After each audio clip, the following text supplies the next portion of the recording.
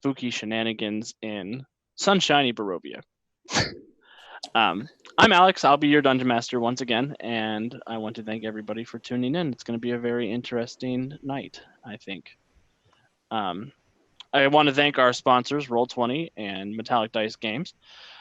During the break today, we will be giving away a set of Metallic Dice Games dice, the Violet Infusion set. It's a nice, pretty purple set, and the boss man will link something down in the doobly-doo. It's kind of light on announcements this week. I am going to be appearing on the Wisdom Check podcast tonight after Heroes of the Mist, so it's going to be a late night for your favorite vampire boy. That's all I've got going on. Does anybody else have any announcements they would like to make before we jump right in? I'll share that I got engaged. It was a very exciting weekend. I got engaged yesterday. So if I stand here like this for a little bit, it's just because, I'm distracted by myself because I'm sparkly now. Like everybody's least favorite vampires. Yeah, like that. God being sparkly. Does anybody else have anything they want to talk about?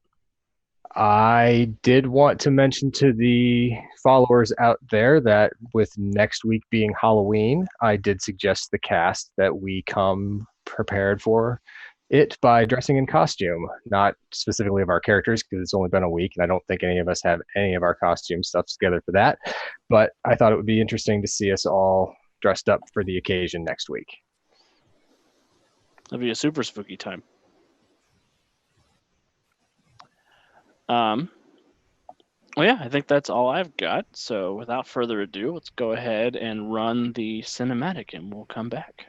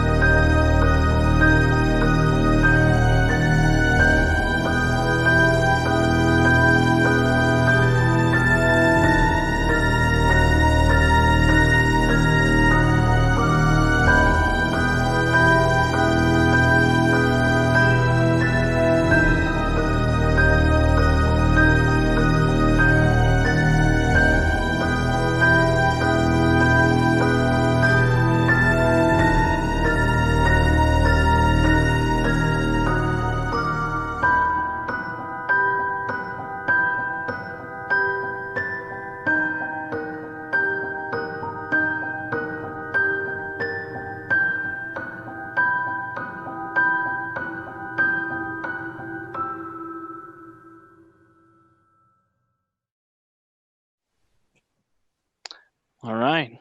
Thank you guys for tuning in. Which of my lovely players would like to recap what happened last week for a point of inspiration?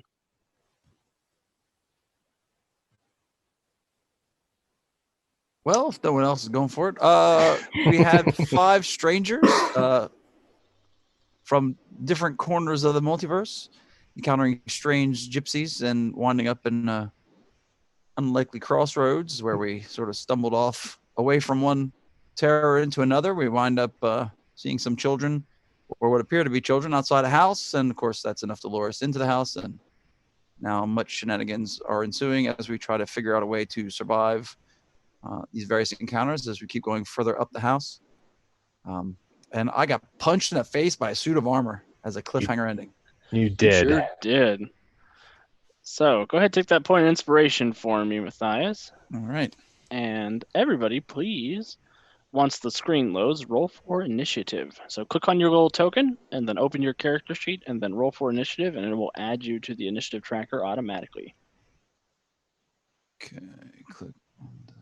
And for our friends at home,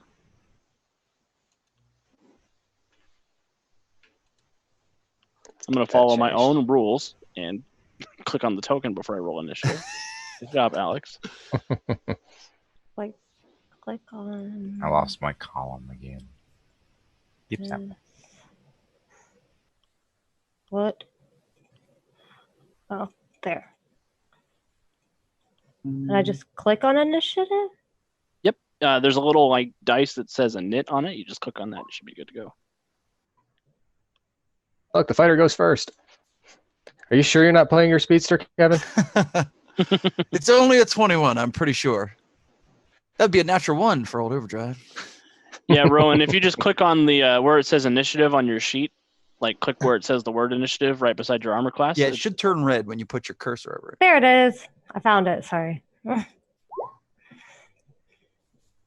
Yay. On the character sheet, where's initiative? It should be near the top, like Yeah, beside top your center. AC. Probably right there in front of me. Yeah, there it is. Just Apparently initiative has- not highlighting yellow. Oh, or yeah, red. And Perfect. Lancelot will go on your turn, Beetlejaw. Do I control him, or is he going to be an NPC? You control him. Excellent. He doesn't really have any fighting abilities in his current state, but Current state? What? well, yeah, emaciated and locked in a haunted house. And for everybody playing at home, this is what the suit of armor looks like. Lovely. Yeah. So the suit of armor does get a surprise attack, which it will use to punch Matthias in the face.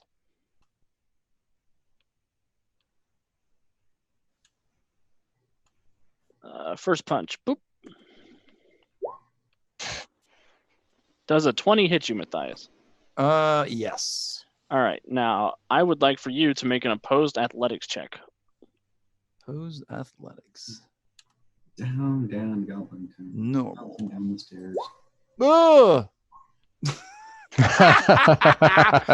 That's what you get for messing with me. So his first punch, he reaches out and he like grabs you by the shoulders and he tries to chuck you in that hole right beside you that goes all the way down to the first floor. You know, it's funny that you say that because that was kind of my plan too.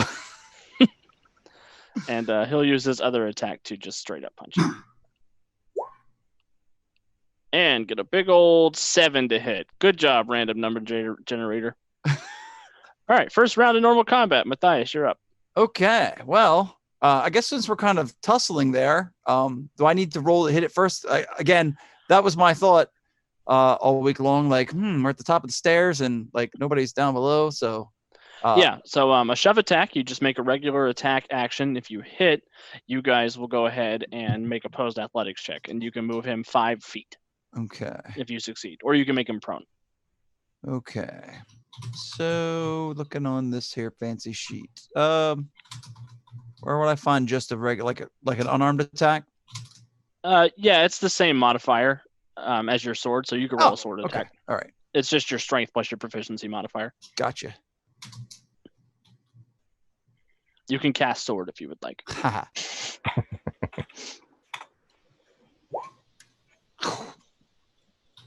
Man, I should have hit with the sword instead. Just kidding. Oh, yeah, that's a natural 20. So go ahead. Since you got a natural 20, make this athletics check with advantage. Sweet. And I will say you can move him 10 feet instead of 5 feet. Well, that's perfect. Not initiative. Oh, what? I rolled initiative Oh, instead okay. of athletics. Well, But I got a 22 on my athletics, so he's not going anywhere. I think you should have to stick with the 20.11. I'm just kidding. So you're tussling with him, you're rustling around with him. The armor is like, hey, that's my plan. And you're like, that's my plan. I know something about being at the top of a spiral staircase that makes you want to throw stuff down it. Tristan, I think it's everybody who's ever helped anybody move. That's probably Yes, where that impulse Yes. stems from. no doubt. So apparently I'm up next. Did Godless Lawyer send out accolades in his ahead of him? The chat is very lawyer-esque tonight.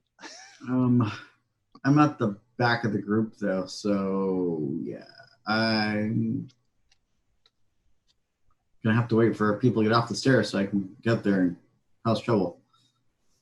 If you want, you could make an acrobatics check to jump from the stairs onto the landing. Am I high enough up to do that? Yeah. Well, it depends on what you roll on your acrobatics check, I suppose. In theory. Yeah, you could you clear the distance there. And you are able to land beside the armor if you would like. Ta-da! Yeah. I'm gonna try to basically taunt it, get its attention, kind of, so other people can make their way up the stairs without getting pushed off. Okay, give me a deception check. And he will oppose with... Ooh, not so great. Got an 8. I got a -3. Well, that 8 looks a lot better now. So, what do? You do get its attention. What do you do to get its attention? Just kind of start tapping on the back of the back of the head and on the back, whack with my rapier. It kind of wheels around and it rolls at you like it's going to do fisticuffs with you. And it seems to be moving with this like exaggerated gentlemanly gait. Like a Renaissance fair's idea of what a gentleman should be. Wow. Tyrion, you're up. Okay, so can I see through? Is that a set of like slats? It's like a railing. You can see through the rails. Yeah.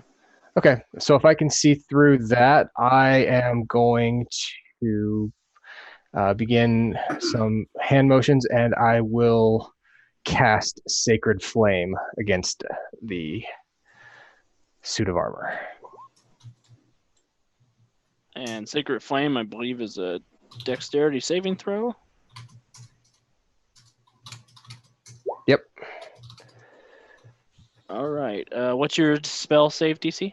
Spell save DC. Bleh. I gotta find it on my sheet. Spell save DC currently 13. Awesome. So he succeeds. So you kind of throw this bout of fire from your god up the staircase, and the armor opens its helmet and closes it, and you hear the fire like go out inside it, and you see steam echoing out of the vents. There's water in that sucker. Okay. Beetlejaw. Off to the wild, wild west. Am I able to step this way? Yes. Over here. All right. Beetlejaw over there, and he is going to raise up his sword and attempt to swing at Big Metal Ugly.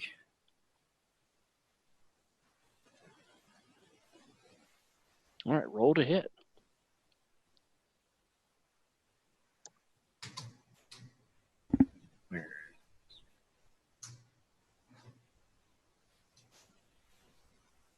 Oh, I did this. Okay. I keep going to the wrong spot where it says longsword. As this is normal roll, right? Yes. Yep. Excellent. Ooh, that's going to be a natural 1. So Excellent.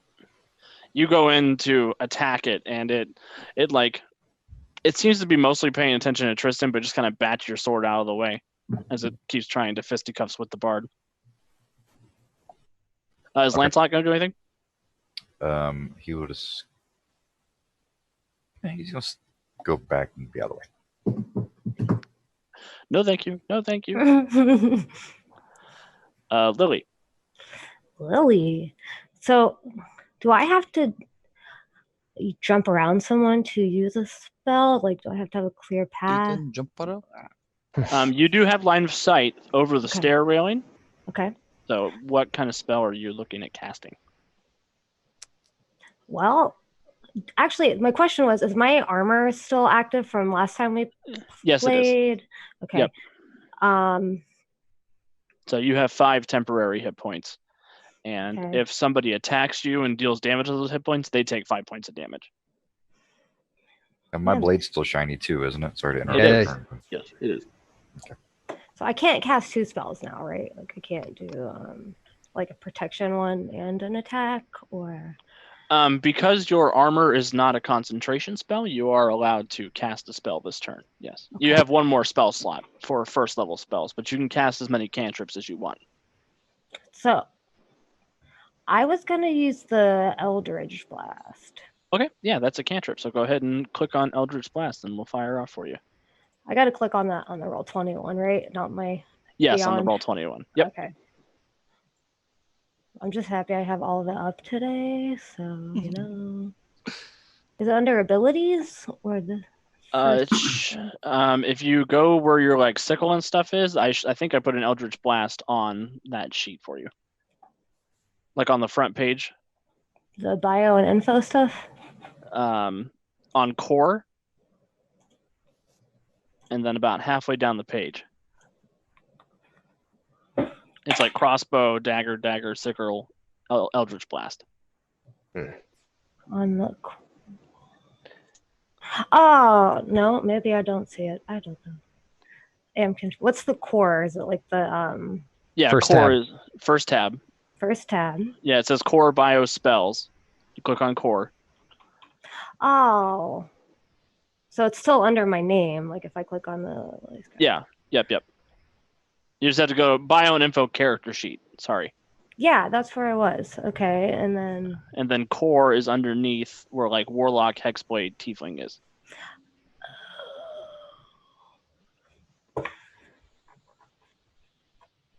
I'm looking. Oh, there it is. I found it. Yes. Okay, clicking. And then normal roll. Yep. Sorry, guys. That was rough. No worries. All right, you got a big old 10 to hit. So your Eldritch Blast fires off. It hits the wall behind the animated armor. Hey. All right. The animated armor gentleman is going to try and pummel Tristan. Bring it, boy. Can I use my reaction to use my shield to give disadvantage? You sure can. Sweet. Grumble, grumble, grumble. First attack. Oh, you got a 16 on both rolls. It was fate. Does a 16 hit you, Tristan? Yeah. Please take 7 points of damage. Oof. Ow. And then because Beetlejaw sort of got in the way, he's going to throw a hand over at Beetlejaw. What did the hand say to the face? Slap. Does a 13 hit you, Beetlejaw? Checking, but I don't think so. Yep. AC's on the same sheet as initiative. It's like right beside initiative.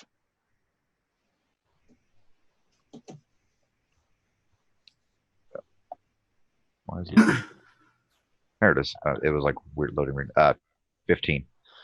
All right. So the animated armor, its arms kind of distend from the body and it starts like haymakering Tristan. You get in the way and it tries to throw a hand around you, but it's just battering against your shield.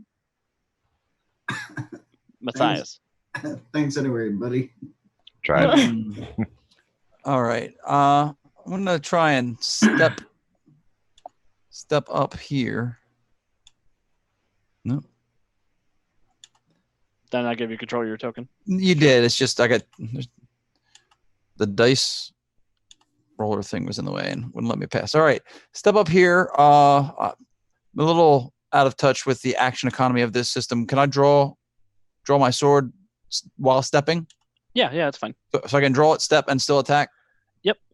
All right. So since I seem to swing pretty well, not so much with the throwing over the banister there, but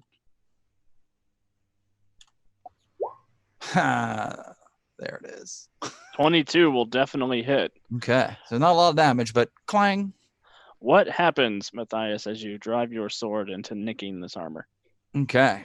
Sparks fly as sort of a rapid step off the top of the stairs, slashing in with the blade because its attention is kind of turned to Tristan and Beetlejaw on the other side there, sort of catching it unawares for a minor ding.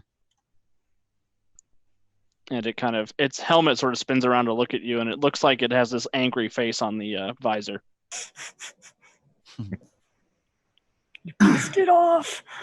Tristan. Yeah. I don't have much, but I'll attack.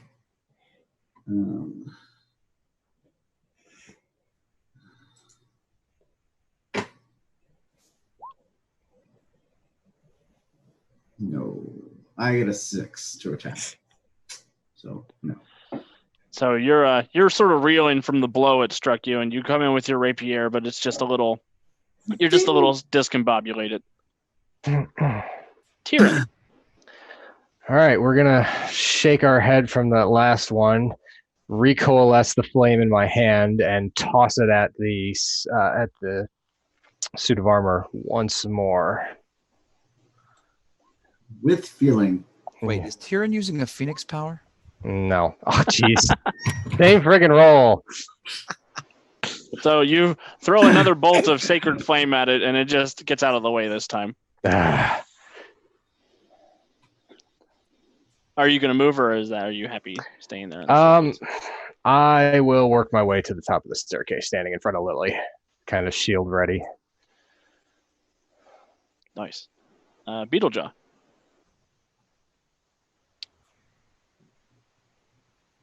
He will raise his sword once more to try to down this suit of junk. Awesome. And don't forget, you do get a +1 on top of whatever it rolls and whatever damage you roll, because you have a magic sword right now. Excellent.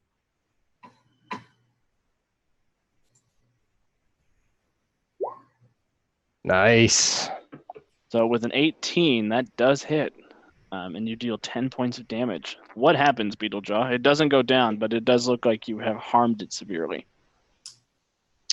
So it's kind of an downward slashing motion that will put a big, jarring, gaping cut right down the center of the armor. So the angry face that was facing you, Matthias, the eyebrows sort of like raise up, and it spins around and looks, and it's like gesturing silently at the big open gash in its chest. Lily. And dog moves up. The dog moves up. So that was a big hit. Lily is frustrated that her thing did not hit. Join the club. So I was going to cast what was it? True Strike, because that lets me see if the target's defenses, but if he's that down, I don't know how useful that would be. So can I move up to attack him? Yeah, you sure can. Okay. Because I don't think I'm not that far away from him. No, you can move 6 squares with your regular movement speed, and you're only 2 squares away from him. Okay, cool. So do I have to jump around? No, you can move through an allied space without losing movement. So I can like move here and then do the attack thing. Yeah. I'll hit him with my sickle. So, and then I just click on that. Yeah, you just click on sickle. Cool.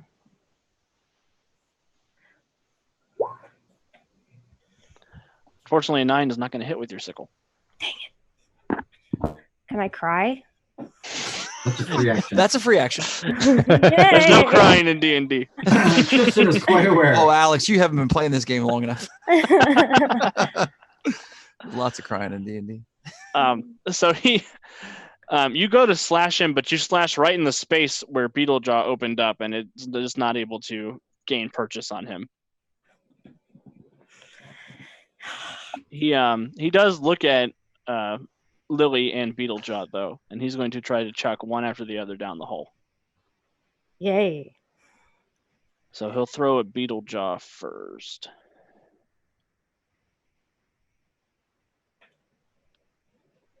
And he gets a big old 11 to hit Beetlejaw. Not going to hit. Not gonna. And then are you going to use your reaction to impose disadvantage for his attack on? Yes, I am. 13 hit you, Lily? Cool. Does it hit you? What's your AC? 13. So he does hit. I'm going to need you to make an athletics check, Ah, which is just a d20 plus 0 for you. this would really help if I stayed on this page. I keep going over to D&D Beyond to read some of the stuff Hmm. in between. So I hit athletics. Yep. Got to beat a 10. Okay. Great. Lily, he chucks you in the hole. Oh, what can I use my point of inspiration for? Can I sort of You surge can with use that? it to you can use it to give another character advantage, so she could roll again. Okay. I'll sort of try, seeing that it's got her and is shoving, like sort of try and lunge in and distract it to give her. Cool. Please roll again, Lily. You get to use whatever the better of the two rolls is. Yay. Lily, thanks you. Is there a way to keep my character sheet up without it being in the way so often? I have not found a way to do Yeah, so sadly, yet. that's one of the one of the Okay. drawbacks. So, and I click on the same thing again, right? Yes. Just click on athletics one more time. Ooh. Ooh. It's worse. Yay! Yay! Oh, Lily, awesome. you go hurtling to the ground, 2 stories below. Hi. I have a quick question. Yes. I had a point of inspiration last game for the bardic playing the music thing. Yeah. Could I spend it to move 5 feet and grab her as she's falling off a ledge? You can spend you. That's how we can say you give her another point of advantage, so she could roll one more time. Wow, this is really generous, and now I'm just terrified.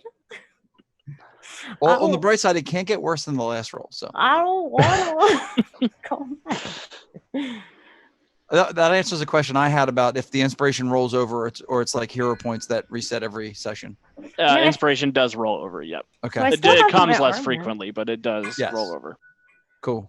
The reason I Alright. asked about me grabbing her is because I have a better athletics, I think. But Okay. All right. Ready, guys?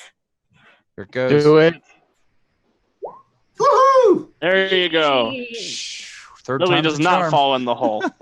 She goes to fall in the hole, and Tristan sort of lunges forward and grabs her by the lapel and just yanks her back up. Thank you. Matthias. All right. So I'm right there. So it's time to give the Tin Man another smack here, I think. Take it down. Ugh. I'm going to guess a 9 doesn't hit. It's almost like you're trying to hit an opponent in the armored part. Yeah. Yeah, that must be it. So yeah, you're slashing at the heavy steel plates, but it's not cutting through. Tristan. And Jonesy, don't forget that you do have bonus actions every round. So if there's anything you want to do with your bonus actions, you're free to do that as well. Because I know you have a couple of healing spells that are bonus actions, and I think Bardic Inspiration is also a bonus action if you want to dole that out at any time. I was just looking that up. It's my first time playing a bard in the new edition, so I'm getting. And I have Action Surge. I need to keep that in mind, but it's not Desperation time yet. I think that's just once per rest, right? Yes, it's once per. I believe it's once per long and short rest. I better look that up. Well, I will attack.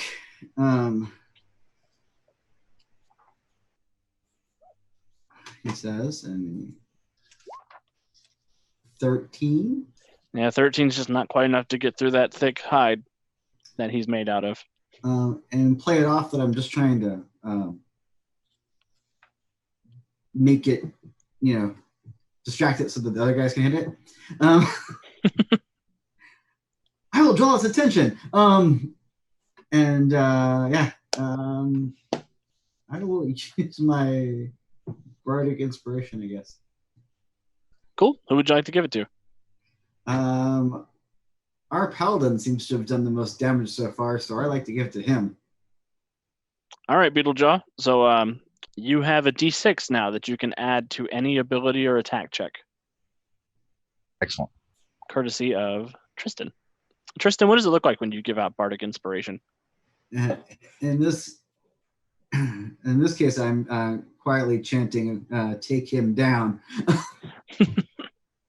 and it's building slightly else a little bit over and more over time.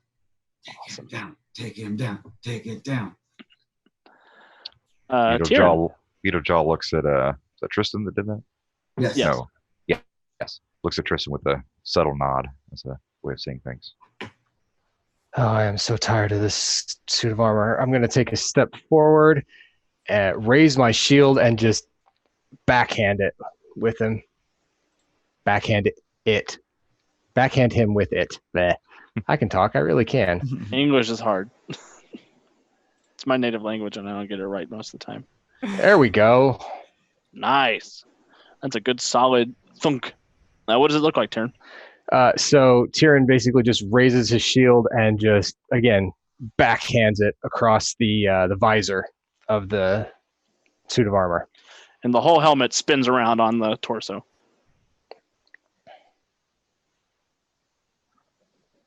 All right.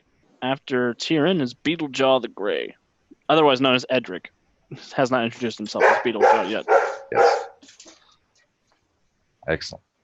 All right. So we're going to once again raise our longsword and hope for a repeat in the last. We're swinging. Take it down. Yeah, so an 11's not going to hit. Your sword just sort I of use pinks my off the side. D6 to add that he gave me, my inspiration. Yeah, sure. Go ahead and roll a d6 and add that to the 11. It is a 12. Yeah, it's not going to help. I know, but with the D6, it could. Oh, it is a 12. You're right. It's a 12. Sorry. I thought, never mind. Yeah. So, Damon, go ahead and just type /roll d. Oh, there you go. Wow. So between the magic sword and the bardic inspiration, you are able to strike and deal damage. You deal 6 more points of damage. Bella magic sword. I just want to say you're welcome. Why is it the Buffy episode where it's a musical? What is going on? Oh, that's such a great episode. I forgot to tell you, Jonesy, or Kevin, the whole season is a musical. There's Thanks. a bar in the party. Of course, the whole season's a musical. Lily, what would you like to do? So I'm within 5 feet, right? Yes, you are. I think I'm just gonna try to stab at it with my dagger. Okay. Your sickle is your hex weapon. I don't know if that... Oh yeah, I can just use that again. For some reason, I keep thinking once I do something once, I just can't. Yeah, you could sickle and Eldritch Blast to your heart's content. Okay, awesome. Ooh, you know what? Can I just try Eldritch Blasting it again then? Yeah, for sure. Excellent. Also, this is Smudge, everyone, if you can see him. He's just hanging out. So just click on Eldritch Blast again. Normal dice roll. All right. The armor takes 8 more points of damage. What happens, Lily? Lily, what can I do? This is just how I react to it. What does your spell look like, and how does it hit the armor? And Oh, damage? it's like black outlined with like yellow inside of it because I imagine it's like a lightning bolt sort of thing, but Lily's magic is black, so it is kind of outlined with this black smoky stuff and hits it in the head. Nice. And the helmet just sort of falls off of the armor, and the whole body kind of like jumps up in surprise and picks the head up and puts it back on. Rude. The armor will take its turn to... it's just going to straight up punch Lily and Beetlejaw since they feel the need to hurt us so bad. Here's the one on Beetlejaw. 6 points of bludgeoning damage, Beetlejaw. Yeah, 21 is definitely going to hit. And it gets a big old 8 to hit Lily, so it misses. Thanks to Beetlejaw's disadvantage he imposes. So 6 points on Beetlejaw, and then Lily, you sort of duck out of the way as it throws. It's throwing hands everywhere. Calm down, bro. It's getting a little handsy. That was That's 6 damage. 6 biased. damage. Yes. Beetle. Yep, 6 damage. Jazz hands are so last season.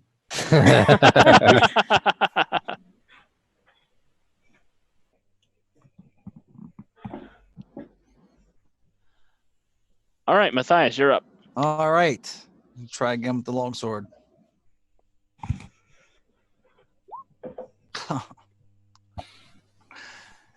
Matthias, you're supposed to stab them with the pointy end. Yeah, I know. It's like he keep forgetting the pommel strike is not effective against armor. Tristan. Playing with the bard. Keep it going. 23 Clang. to hit. All right, Tristan, how would you like to dispatch the animated armor? Since she blew its head off and it put it back on, it didn't put it very securely back on. So I lunge forward with my rapier right under that little crack, pop it up, and throw the head over the banister, and it bounces off the stairs and downstairs. Nice. So yeah, when the head leaves and falls down the whole body just kind of crumples into just in on itself, as a sort of hulking, smoking wreck. And you guys are out of combat. What would you like to do?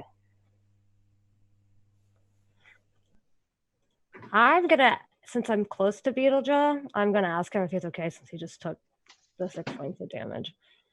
If I heard that correctly. You I did hear took- that correctly. How many points of damage? 6 points. 6. I thought she said 20 something. I was like, what? Sorry. Beetlejaw is dead. So, Edric just kind of stares at Lily and just kind of like bucks up a little bit, just shrugging it off. I don't think that my my protection thing helps people that have already been hurt.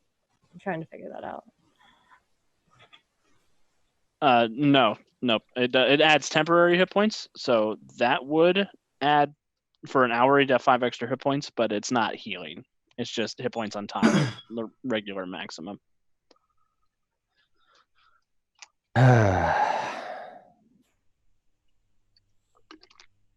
But you guys have a couple of ways to heal. I mean, you guys have a couple of spellcasters who are able to do curing spells. You guys could also take a short rest if you want to, which would allow you to spend hit die. You guys each have 2 hit dice that you can spend to heal yourselves with during a short rest. You get that plus your Constitution modifier back. It's up to you guys what you want to do. I don't have that many spells, so just take that into account. While you guys are deliberating, Beetlejuice just kind of beckons for the dog to come join. And Lancelot does come loping up. And Lancelot, chat, for those who are wondering, to get a better picture, he looks like this. Aww. Please ignore the name tag. It says Lancelot, dang it. Looks like Strahd to me. Plot twist. Okay, so I ask everyone again, I guess. Do you guys want to rest? You think this place is going to let us? Nope. No, but how hard do we need to try? I'd like to get out of here sooner rather than later. I'm Yes, down but with human, that. she has a point. If we are over exhausted and we continue on, then we could be at more risk of facing our own deaths. Yeah, 'cause I don't have any healing spells to help you, friend. So if you need to rest, we rest. But if no one else wants to rest, I guess we're outvoted. How Oh, many it's people a are, matter of being outvoted, I guess. how many people are hurt besides myself? Aye. So I think 2 of you were hit. 2 of you who are our biggest fighters, kind of. All right, come here. Let me see it. I'll start with Beetlejaw. Edric. Edric, and I don't know his Beetlejaw, so I'll get 4 hit points back. And then Tristan, you get 6.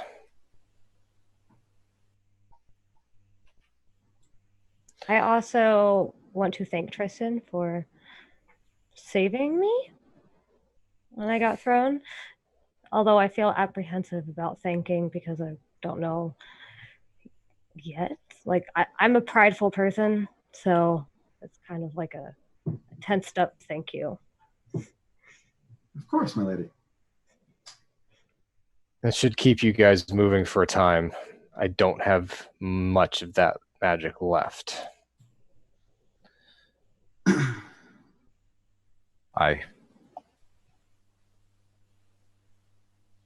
All right. What would you guys like to do? You have found yourself on the 3rd floor of the manor house. So is this 2 doors right next to him? 2 top doors left on this landing, there? or there are 3 doors on the landing here? I can't tell.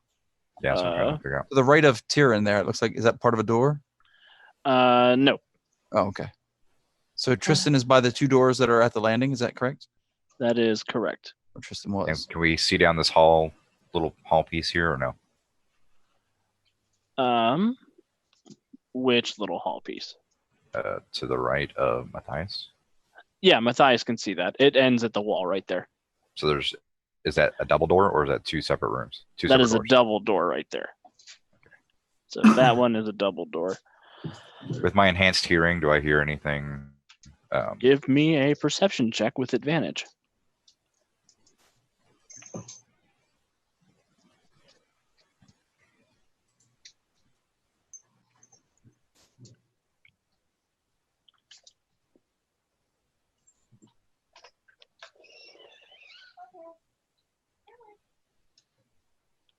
So when he's done, I can also detect magic with him because I think I do that at will anyway, like constantly or something.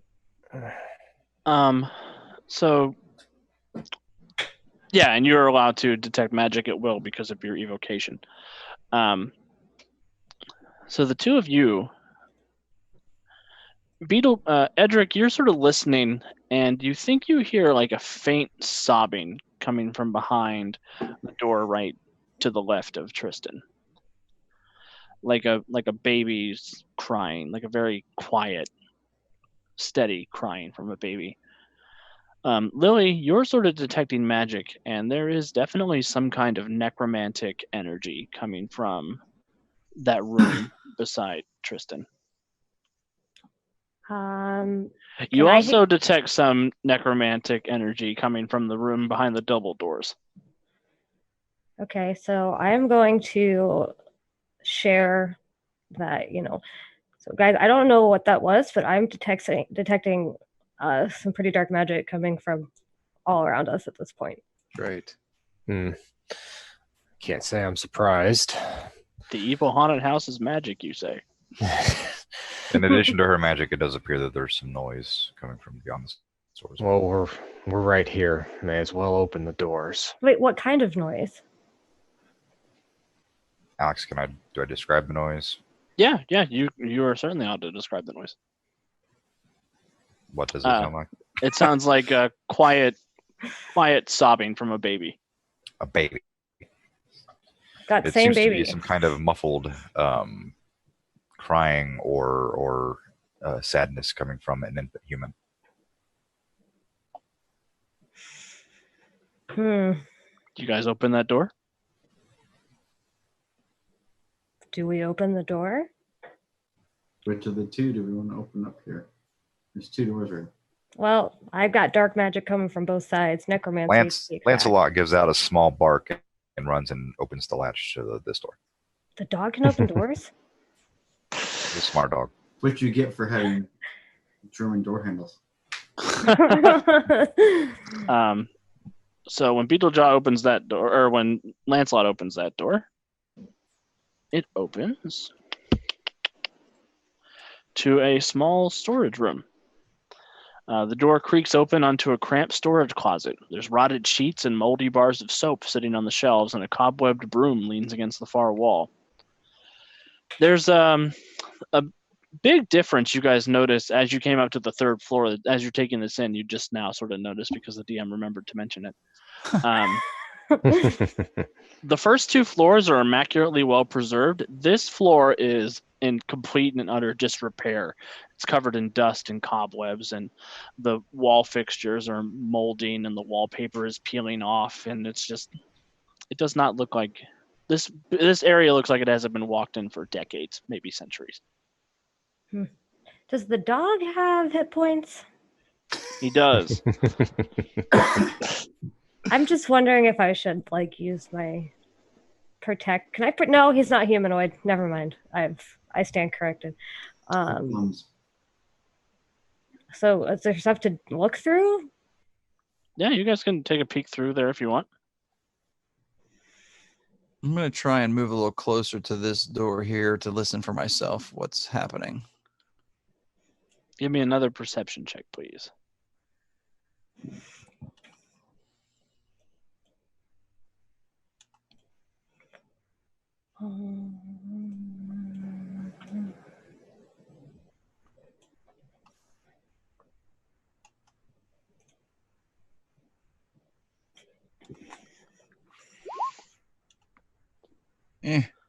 Perfectly average. Matthias, you think you hear a glass breaking against the wall through that door? Like a bottle or a goblet, you're not sure. Some kind of glass fixture has smashed against the wall in there. If there's anybody at the landing that can see me, I would kind of try and gesture for their attention. And indicate that I'm... Tyrion's right there. Oh, no. I'm pointing to the door I'll gesture at the door and then quietly sort of test the knob, see if it's locked. It is not locked. All right. Tyrion just kind of shakes his head and looks over to the rest of the group, trying to get their attention and pointing to Matthias, going the opposite direction of where the rest of us were heading. Of course he is. Noise needs attention. So is my magic able to, if I'm detecting magic, does it get stronger if I get closer to it? It depends on the situation. So would my necromancy feely feels be higher now that I'm in this room? There wasn't a magical signature in that room. It was the room to the left of Tristan. Okay. Joker's right. So Matthias, as you sort of peer through that door, you squint, and looking through, you see that this double door actually has stained glass painted, like dust-covered stained glass painted on the door that depicts windmills. And the hinges squeal at your touch, revealing a magnificent suite choked with dust and neglect. A rotting tiger skin rug lies before the ashen fireplace, watched over by a wilting portrait of the Durst parents. The four-poster bed's curtains hang open, revealing yellowing sheets, while the wind rattles a door leading out towards a balcony. You see there is a hanging corpse above the rotting tiger skin rug. It is a man who is severely rotten with a thick, heavy noose around his neck, dangling sadly. He has a letter in his hand. Huh. No sign of what made the breaking glass sound? None. You don't see any broken glass. You don't see any stains or anything in here. All right. Step in close enough to try and grab that letter. You reach out your hand and pluck the letter from the corpse without incident. Step back out into the hall. And the letter reads thus. My beloved children, I wish I could do what all fathers do and tell you that monsters aren't real, but it wouldn't be true. Life can create things of exquisite beauty, but it can also twist them into hideous beings, selfish, violent, grotesque, monstrous. It hurts me to say that your mother has turned into one such monster inside and out, and I am afraid the disease that afflicted her mind has taken hold of me as well. It sickens me to think what we put you through. There is no excuse. I only ask of you, though I know I do not have the right to do so, to try and forgive us. I despise what your mother has become, but I love and pity her all the same. Rose, I wish I could see you blossom into a strong, beautiful woman. Thorn, Walter, I wish I could be there for you, but I can't. This is the only way. Goodbye. Hmm.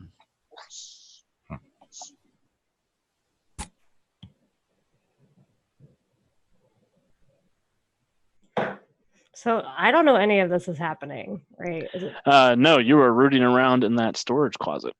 do I see anything that has caught my eye? Please give me an investigation check. Bring the letter down to the others. Keep an eye on the double doors while they're reading it.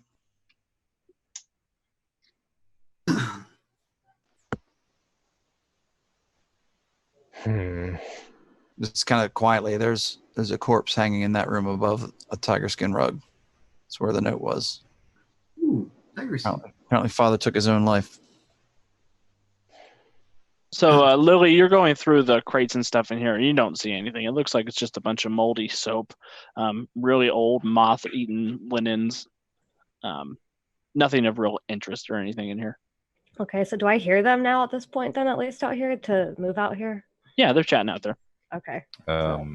Edric is going to ask Lancelot if Lancelot smells anything in this room that might be worthwhile for us to take with us. He does not seem to know of anything in that room that is of interest. This room is a red herring. Okay. Then I will call Lancelot back to be with us. Row ready. Check the door on the left then. But there were noises in this other room, and we don't know what was making them. The ghosts. Sounded like a small sobbing infant. I also heard breaking glass. In the room that you got the letter from? Yes. Okay. Is there anything? Should we go back and check that room for other things, or move I mean, on? you guys are more arcane savvy than I am, so I'll defer to your judgment on that. But if we've got two bad auras and one seems to be more active, is that the greater danger? Or should we deal with that one first? Should we split up? No. No. We should not. Hey, Lily's not a strategist. Sorry. With a small, smug grin, Beetlejaw, Edric shakes his head. Okay, so where do you guys want to go then? We can move forward. Onward. And I'll point to the door. I agree. Nod my head. Okay, with that, I'm gonna reach out for the handle and turn it and open the door. Right. Dun dun dun. Load. Wait, we can't get in there? Buffering. Oh, there buffering. it goes. The way is shut. It It's was like, made by those who are dead. We gotta jump? There's a hole? What? The dead keep it.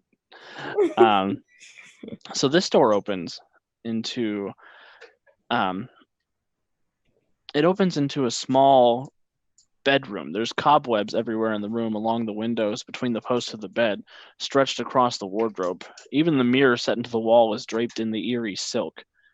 Stained glass doors lead to the balcony, and gloomy, dust-choked air haunts this place like a distant memory. When you look in, there is a young woman sitting on the bed, staring just against the wall. And you can hear the soft cries of a baby coming from the door just above Tristan. And when you come in, she kind of looks up at you with deep, sad eyes, and she says, "Shh, don't wake the baby."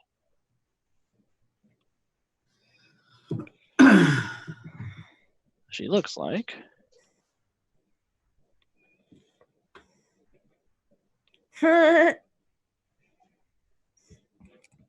She's a woman in white. Oh, good.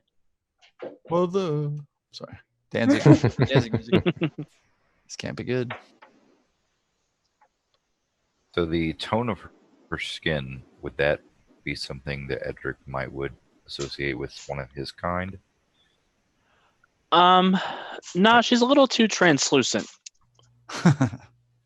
Okay, does my necromancy detection spike at this? She is definitely registering as necromantic energy. Okay, so D&D question here. What exactly would I know the significance of that as Lily?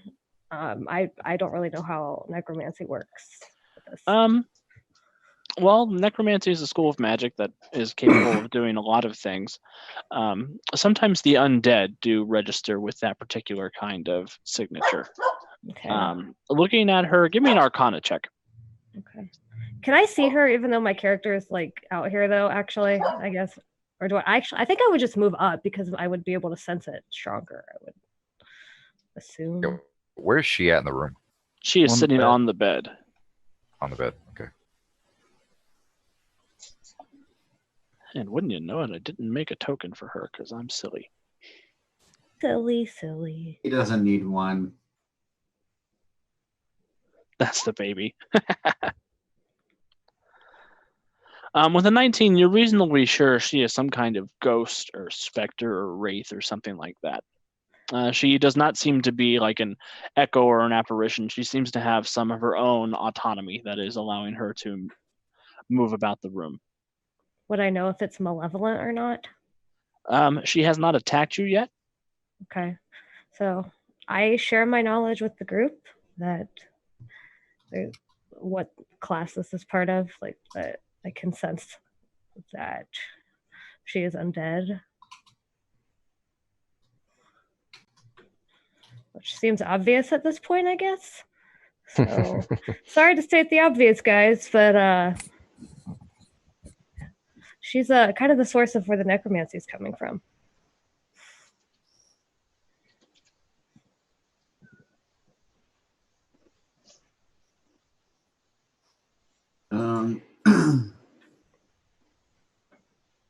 Yeah.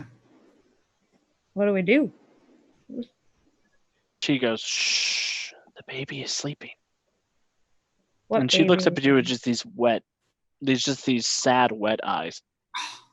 That was a little too quick. She now has a token. We don't like that.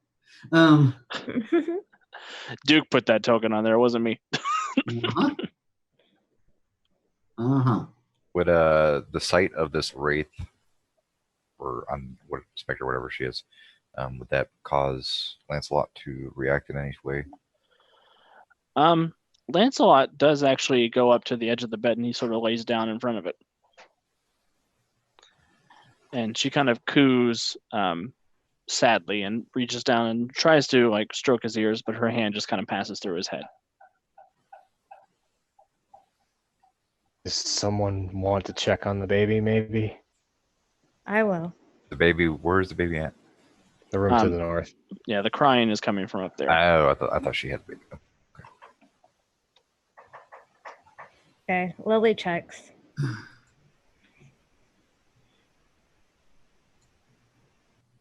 All right, so you approach the wails of baby Walter, pushing open the door. And his dreary nursery is decorated in strange toys. There's a mobile of black and white bats, a rocking chair in the shape of a wolf, and a black shroud embroidered in windmills covers the crib. As you sort of approach, you lift the shroud, and there is a bundle completely all wrapped up with black cloth. That's where you hear the crying coming. I reach down. Or do I? Yeah, I don't think I would call for anyone yet. I think I'd be pretty like kind of entranced really by it, I would say. So I would reach down to touch it. And as you sort of reach down, you start unwrapping the bundle. It opens and it is completely empty, and the wailing stops. Everybody who is in the room with the woman, she disappears.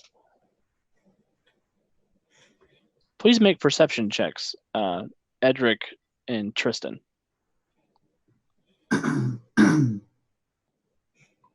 Is there any advantage on that with hearing or anything?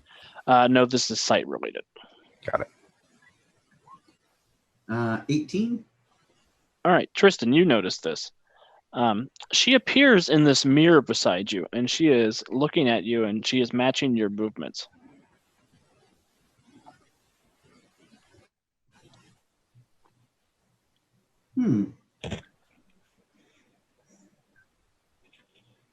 Start kind of manipulating my hand and tilting my head and see Yeah.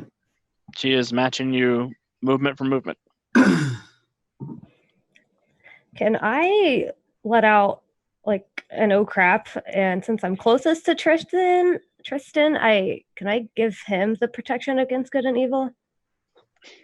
Yeah, you could touch him and give him protection against good and evil if you want. I don't know if that's totally necessary, but I have a hunch that something bad is about to happen, and I feel like I just triggered it. Not me personally, but Lily feels like she just triggered something. Cool. Go ahead and mark off that spell. So you are out of spell slots until you take a short rest. Oh, good. You reach out, you touch Tristan, you encapsulate him in this glowing black halo. And the woman in the mirror just kind of, she's still matching your movements, Tristan, but she is giving a confused, quizzical look on her face. Does anyone else show up in the I'm gonna start moving to kind of watch the mirror? Is there anything else? Like, is everyone else reflecting in the mirror as well? Is there something I see in the reflection I don't see in the actual room? Give me an insight check with advantage.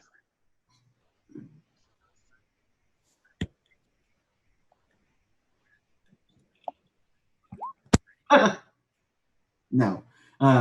6 and a 7.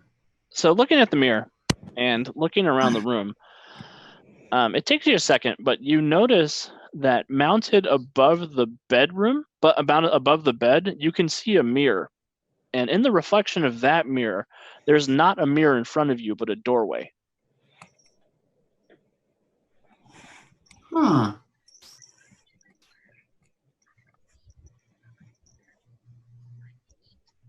Because I'm crazy, I'm going to reach forward.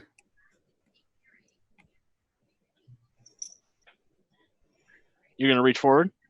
To the mirror? Yep. Well, okay. So you both make contact, and you can feel her cold fingers on your fingertips, and the mirror shatters, revealing Dun, dun, dun. a staircase that leads up to the attic.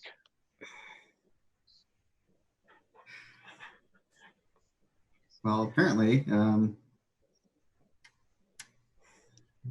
the evil is in another chamber. I mean, shall we go up? Look to the party. Did nothing happen with the baby? There was no baby. There was no baby. I guess I should explain. Should I explain this to people, or did that actually? It's possible that I just missed it. Oh, okay. You're asking as you yourself, not as Damon. Yeah. Okay. Does Tristan ask me anything about what I did to him, or does he know?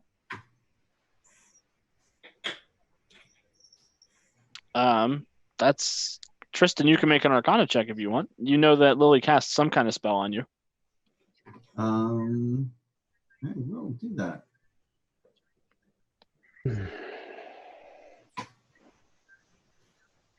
I just feel like before we go up the dark, creepy 17. stairs, guys. With a 17, you know that Lily casts protection from good and evil on you. Okay. Which does. Huh. Now looking at the glow. Huh. Until the spell ends, it's a concentration spell up to 10 minutes. You are protected against certain types of creatures: aberrations, celestials, elementals, fae, fiends, and undead. Creatures of those type have disadvantage on attack rolls against you, and you can't be charmed, frightened, or possessed by them. Excellent. I say it's now we're even, but you know how protected you are, so maybe you should lead the way. And actually, he will do that. He'll look and go, huh, thank Thank you, my friend, and kind of bounce up the stairs. Oh, you made the elf happy. You're welcome. Mm. I'll let you guys fill in as you would like, but Fish. Is this Fish. got me. Tristan leads the way. I need a counter. Here, if I'm close enough to Tyrion, I can tell him. It's just because he was the closest. Don't worry. Do I look worried? I thought Yes. this was my shapely behind. Always. I'm constantly worried for you. It's So the attic here is choked with dust and cobwebs. There is a padlocked door nearby. That one. From which the sounds of children at play emanate.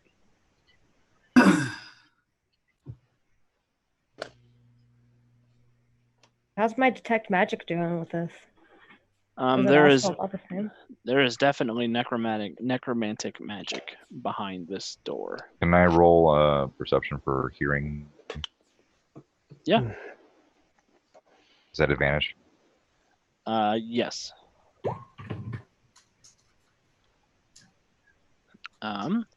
You definitely hear two kids playing behind the locked door. So I will convey that message to the rest of the party. There appears to be two younger humans.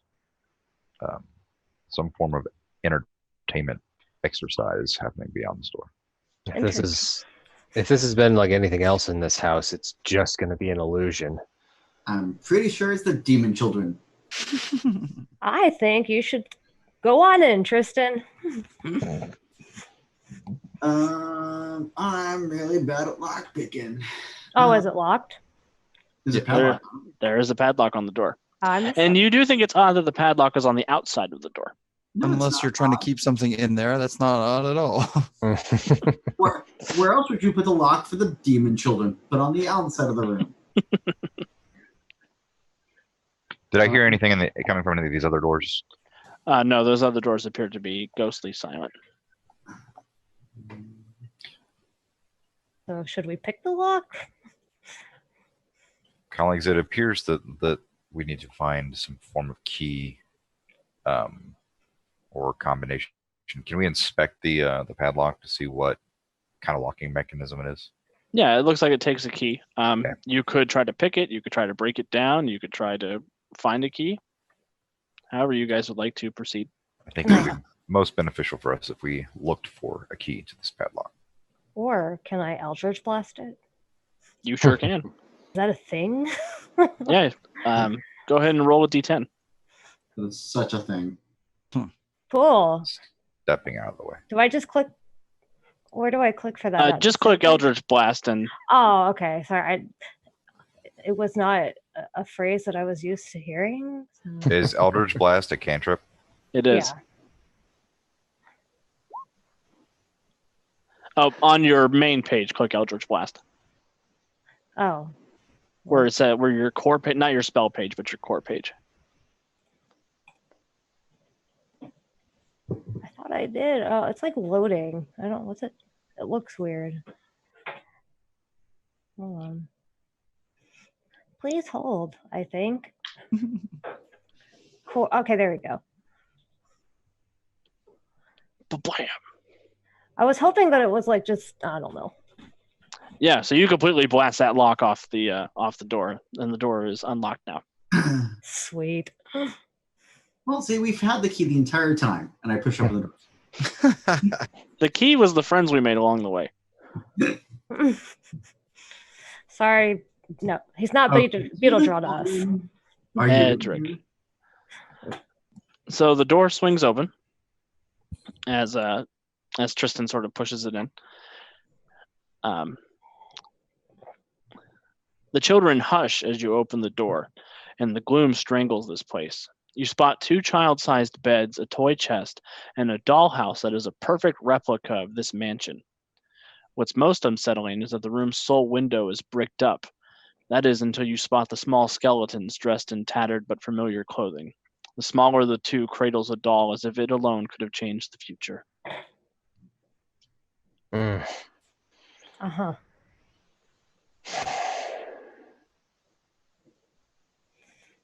Uh-huh.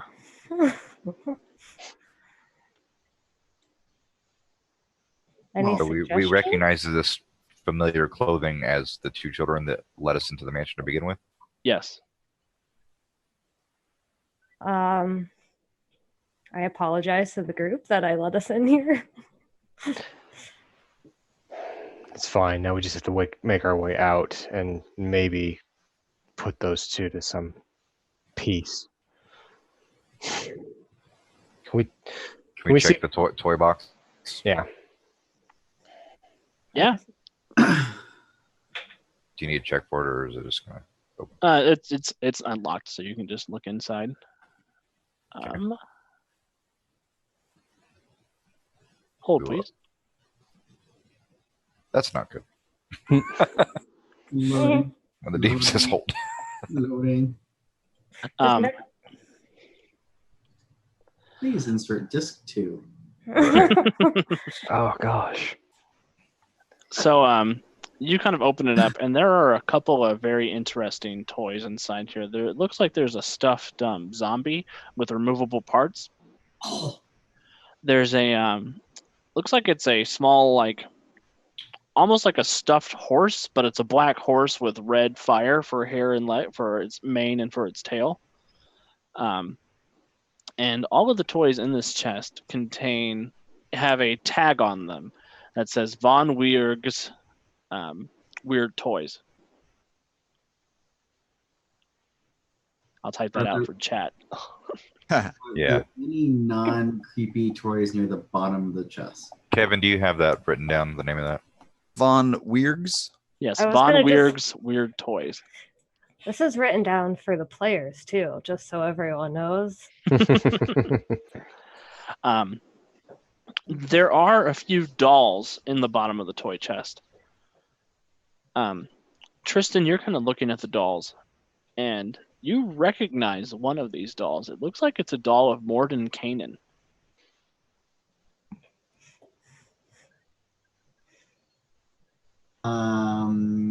Can I sleight of hand that? Yeah, sure. Give me a sleight of hand check. Or he's gonna make me roll for this. Oh man! And then it sleight of hands you. So you kind of like try to sneak it up your sleeve, and it kind of falls with a clang onto the bottom of the toy chest. Of course it does. It falls right beside a doll of Rudolph Van Richten, Edric.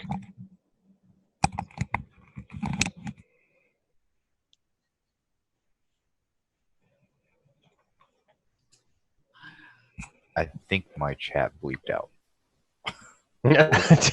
What was the last thing you said? I heard but. Oh, sorry. Can you hear me now? Yes. So the doll of Morden Kanan kind of clatters against the bottom of the toy chest. Beside another doll of Rudolph Van Richten. I see. So Vita Jaw stares at the doll, recognizing the look of the person, and it's a little overcome with emotion and not quite sure how to react. And kind of reaches down to pick up the doll with his gloved hand. And as you guys are sort of messing with these dolls in here, the dollhouse behind Tristan swings open. Oh, Ah, so not good. And So that's the death house. sure enough, as you guys are looking at this dollhouse, it appears to be even more than an exact replica of the house from the outside. You see everything that you guys have done in here has affected the dollhouse. You do see there is a smashed suit of armor on the third floor, and you see there are little dolls for each of you in the attic in this room right now. do I recognize any of this kind of magic? Not at all. Cool. However, as you guys are sort of taking all of this in, you do hear giggling, and a sudden chill seizes your spine. And the two children appear in their beds, Rose and Thorn. And they say, "Are you here to play with us?" No.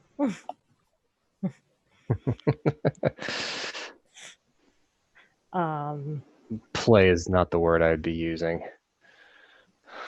Can I ask them, like, do I have any advantage with any of my speech with dead things, or is that a special category? You mean like from a persuasion point of view? No, I know that like I have like dark speech. That's demons, right? Yes. Okay, so no, I don't think I. These guys appear to be speaking common. Okay. So- wait. Go ahead. Edward looks down into the dollhouse and tries to see if more dolls have appeared in the same room that our dolls should be seen. Basically looking for 2 dolls of the children. There are no dolls of the children, oddly enough. With that, he puts the doll that he had picked up from the chest into the same room that he's in. He kind of slots into there. Nothing happens, but he does fit with the other dolls. It looks like they're all to scale with each other. Can I? Seeing that there's no reaction, he's just minorly disappointed. And the little boy says, "Do you know that guy?"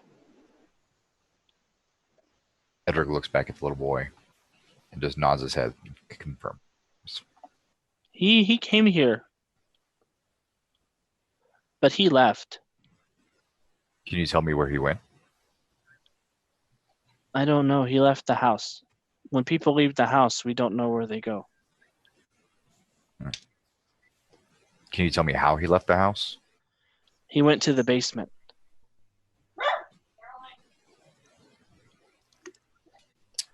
Do you know how to get to the basement? And they kind of look at you. I do not. Edric looks around at the other party companions, just kind of wanting to see if they want him to continue this conversation to be shown to the basement. Looking for some kind of visual nod or acknowledgement. You'll get a slight nod from Tyrion, like, well, if that's how somebody else got out, that's a good bet for us getting out. But like, is Lancelot trying to speak to us right now? I'll give a sort of a subtle negative shake. Basement bad. Bad. Child, I do not know how to get to the basement, but I'm sure that my companions and I will figure out something. Oh, well, I can show you. And he kind of points at the dollhouse. And as he points at the dollhouse, you guys hear a click outside. Tyrion and Matthias, since you guys are sort of still out on the landing, you see this wall to your north swings open, revealing a spiral staircase that leads down. I look at Matthias. Go ahead. No, go ahead. I look at Matthias and kind of shrug my shoulders and point at the staircase. These are the same 2 ghosts that lured us into this house in the first place. Are we really going to trust them and go to the basement? I don't think they have a choice in the matter. Something else has got to be pulling the strings behind this place. Can I ask the kids? Like, am I closest to the boy? And that's. Yes, you are. He's on that bed beside you. I ask him who he is. Like, what? Like, why? You know. Can we trust you? Who are you? My name's Thorn. I've been here for a long time. Do you know when my mommy's coming back? She locked us in here, but she always does that when she has friends over. Oh, I get a little bit emotional because of my weakness for children, and say that I'm sorry to hear that, and I don't know when his mom is coming back, but if he tells me a little bit more about, maybe how long he thinks it's been in here or something, I can give him more answers.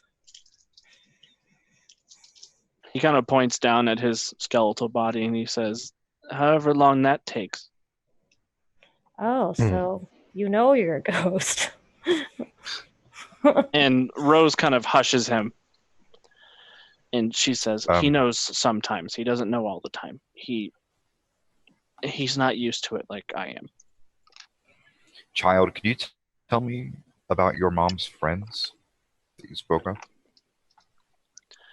I only know that they wear black cloaks, and they come over for meetings with Mom, and they go down in the basement and they sing. How frequently does this happen? Once a moon, maybe. They come, and usually they come and they leave, and Mom comes and lets us out. I ask Rose, has she ever heard anything strange coming from the basement then? Like howling specifically? Edric shoots Lily a glare at that comment. Only when adventurers come. I'm sorry, what? People like you, people from... Well, I don't know where here is, but people who aren't from here, when you come, we hear something downstairs. It's not a howl. It's like the whole house shakes. Lily thinks for a minute and asks where her baby brother is. Roll an insight check. I don't like what I just did now. What have I done? Inside? What? Yeah, insight. Haha. Insight, yes, insight. With a 12, you notice a look cross her face as you ask that question. She says, well, Mommy took Walter downstairs before she locked us in here. She took him downstairs with her friends. I have not seen him since he went down there. But we have been doing this for... And she looks at Rose and at Thorn, and she kind of covers his ears, and she says, we've been doing this for a long time. Hundreds of years, maybe. The self-aware ghost. She says, I'm sorry the house tricked you in here. It wasn't us. It creates an apparition of us because it knows it works on adventurers. It worked on the wizard and the old man who came here, and the young girl who came here, and that priest who came here. It's worked on many people. More recently than it has been in a while. I tell Rose that I'm sorry and it's okay. And look back to Edric, probably, since he was the other one kind of talking with them, and say, I think it's werewolves in the basement, and I'm not too keen on that, but what do you guys think? Once again, Edric would shoot her a glare at the comment about werewolves. And ignoring it, turns to the children and asks, Rose, Thorn, can you tell me about Lancelot? He wandered in here a couple weeks ago. We thought he was going to starve to death. No, he's not from here. We were worried he was going to starve to death and we were going to have to watch, but then you guys showed up. Understood. Thank you. And Thorn kind of leans down and tries to play with the puppy, but his hands go through the dog. Aww. And he kind of looks confused.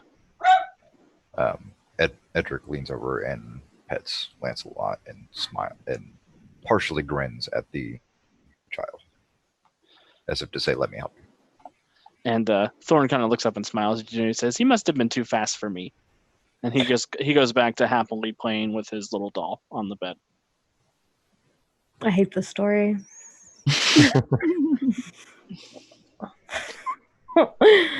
Nice. Yes, chew toy. Cool. Let's say, turn to Tristan, ask what he wants to do. Anyone else? You guys want to just go downstairs? I don't think they're lying to us. Edric's going to go out into the main area, and the dog's going to follow.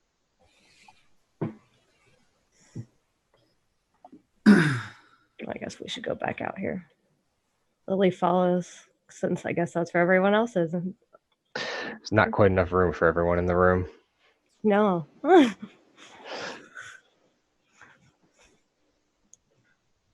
Well, again, I'm just an old soldier from Pine Creek, so I don't know what's up with all this hauntings and magic and things, but if we got to go to the basement, it sounds like that might be where the real bad stuff happens. So, Alex, do we see 2 doors before the stairs? You do see 2 doors before the stairs. The ones on the Colleagues. side? Yeah, these 2 up top. Yep, these guys here.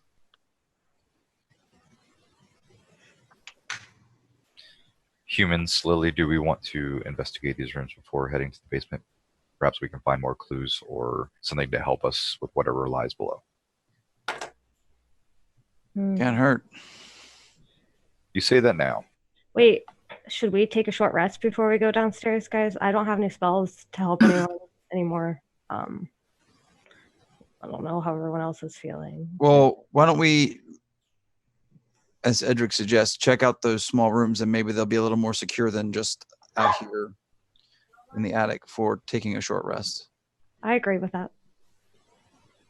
I think we should rest before we go to the basement, yes. But maybe we could check these rooms quick if there are more secure locations. I agree with that. Side Cool. note, Lily wants to kind of stay close to Edric because I want to ask him what his issue is with the word werewolf. Lily doesn't like werewolves and has noticed his looks and wants to ask him that before we go downstairs. So I just stay close to whatever room he goes to. Which room are you guys going to first? Let's take the left room.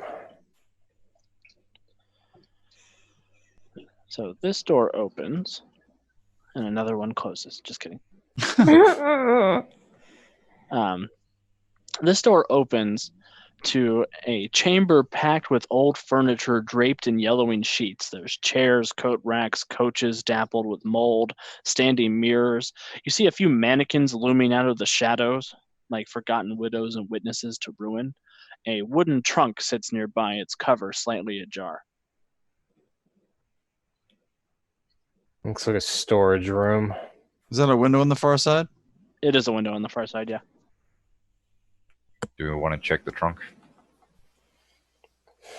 Be my guest. Yeah. Where's the trunk in the room, Alex? Is that on the north side there? Like up here? Yeah, there. Okay. Dog follows because it's just gonna always follow until I tell it not to. So popping the trunk open the rest of the way, you almost recoil as you see there is a frail, bleached skeleton wrapped in a blood-stained bedsheet. You can see there are several knife wounds in the sheet.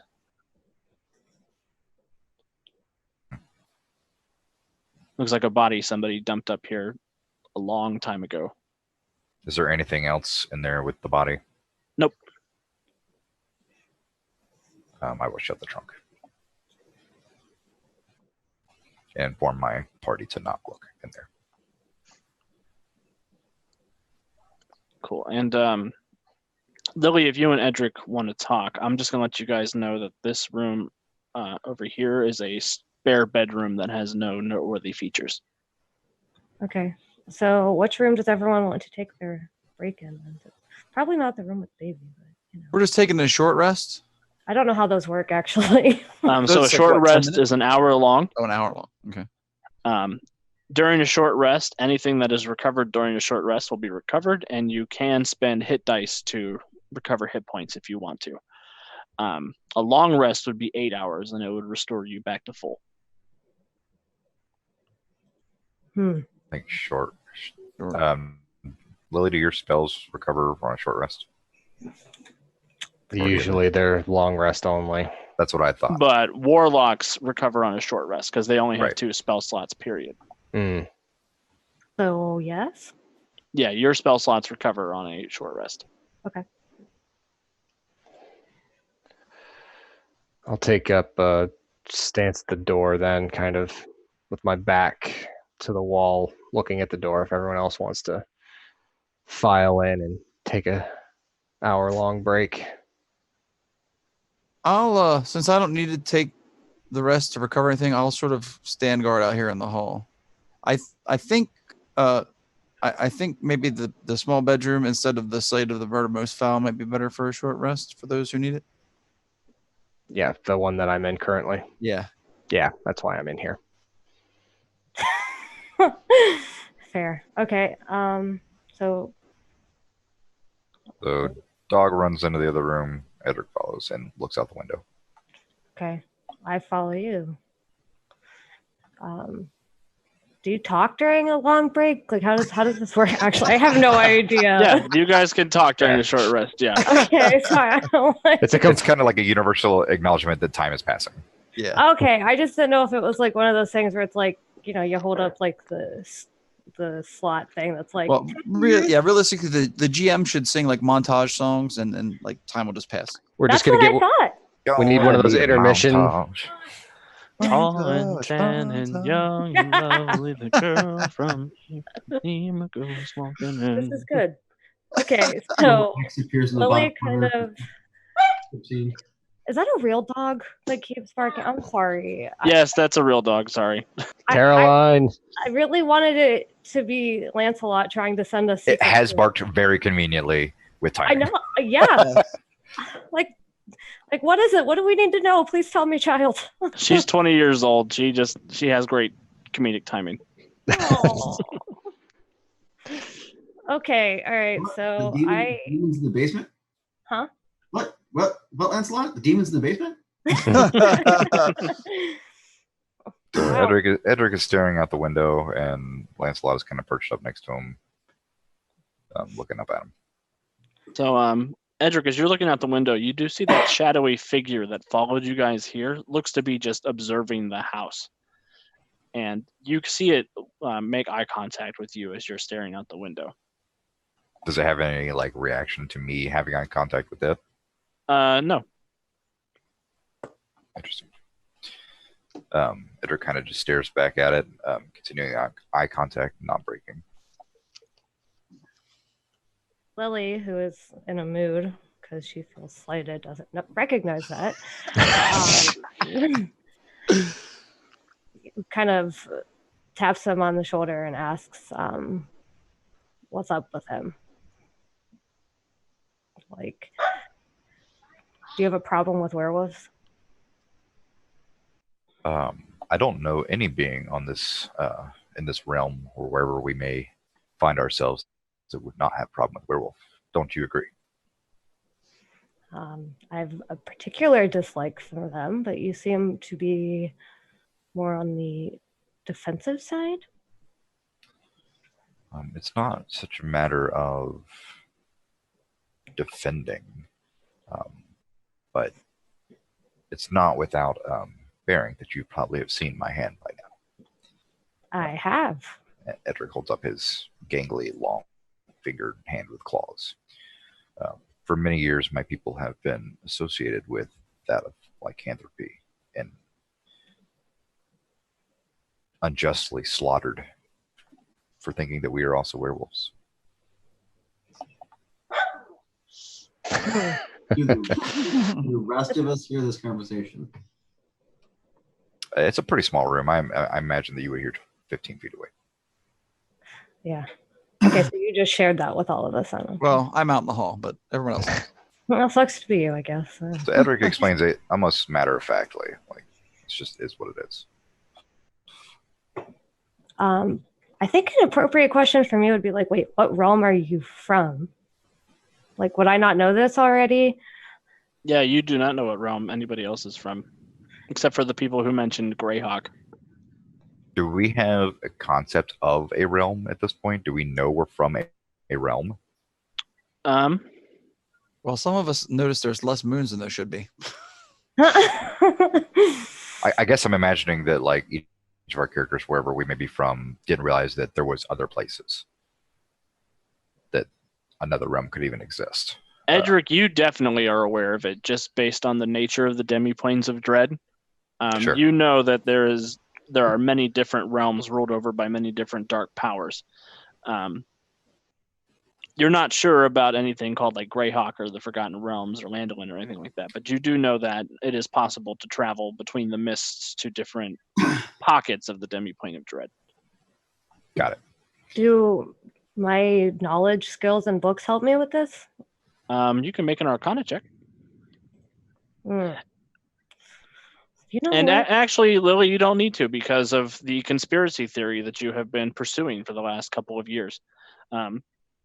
You know that there are mist that teleport beings in and out of dimensions. The werewolves you've been hunting have been using that to attack people all across the realm that you come from. I see. So do I recognize that? This is where it almost helps me that I don't actually know D&D classes or races very well, because I don't know if I personally would know this as like, if I personally being Lily just would know this or not, because I don't know what he is. I don't know if he is technically a werewolf in this world. Or... He is not a werewolf. You're pretty sure about that. Okay. You're not sure what he is, but you know he's not a werewolf. Okay. That seems like a forward question to ask. Are you a werewolf? Like, listen, what are you? Actually, I'm an oracle. Is she asking me what I am? Yeah. Well, frankly, I don't think I'm any different than you or the humans, but other beings seem to see it a different way. I am from a place called the Virtuous Lands, where many of my kind look like I do. There are definitely some varieties amongst us. And in many different natures. So some people may be more kind and forgiving. Others may be more cold-hearted because of the abuse that they have suffered at people who see nothing but werewolf traits or bestial traits amongst us and treat us and harm us differently than others should be treated. Well, at that, Lily seems to soften a little bit and says, look at me. I know what it's like to be judged on my appearances before I get much of a chance to say anything about myself. So I'm not going to judge you wrongly if you don't give me a reason to. And thus far, you've proven yourself useful and friendly, but I was just curious based on some things that have happened in my life recently with beings that share physical traits with you that did mean harm. Lily, I have to say, outside of one person from my past, this is the most conversation that anybody has ever awarded me. Thank you. And he turns back to look outside the window, ending the conversation. And it has nothing to do with the fact that I'm standoffish. Lily just cries again for a free turn. No, I'm kidding. All right. Well, is anybody going to spend any hit dice or anything? Or is there anything else that anybody else would like to say or do before we move on to the next part? What is my health at? 19, I'm good. Nope, I'm all set. Yep. All right. So an hour passes, and you guys find yourself looking down this dark and dusty secret staircase. A tight staircase spirals down into the darkness between walls of mortared stone. Cobwebs and dust are everywhere, the citizens of this cramped passage. Down and down into the depths you go, the shaft growing tighter and tighter. The air is stale, even bitter. Just as you can handle it no longer, just as your lungs are fit to burst, you find yourself before an archway that leads to a tunnel of carved earth and cold stone. And that's where we will go ahead and take our break as they descend into the basement of the death house. And we'll have our giveaway for the dice. That's ominous. Death, dice. Huh. It's really breaking my fourth wall because you keep saying Death House, and I flash back to the bad lip reading of Star Wars Episode 4. The Death House? no. I think Lancelot should be the keyword Sounds perfect. for the giveaway. That works. Only if you can translate what he's been trying to tell us. So. He's been telling us that the demon's in the basement the entire time. None of us have been listening. This is fair. We're the Oh no, I didn't mean to enter. I just was typing up how to spell Lancelot. Oh. Duke, please remove me from the giveaway. That's not right. All right. Fun. Dog's well, just been we- telling us he has to go to the bathroom. That ain't no lie. All right, so we will be back in 5 minutes. Good luck, everybody.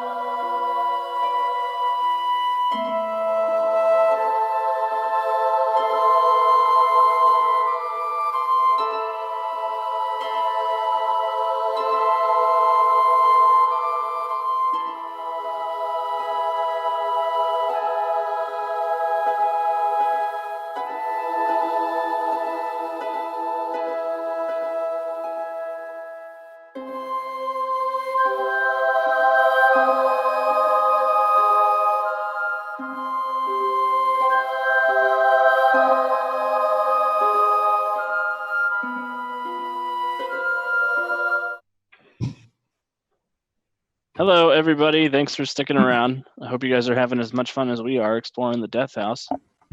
Well, as much fun as I am, at least. I think chat wants us to burn the house down.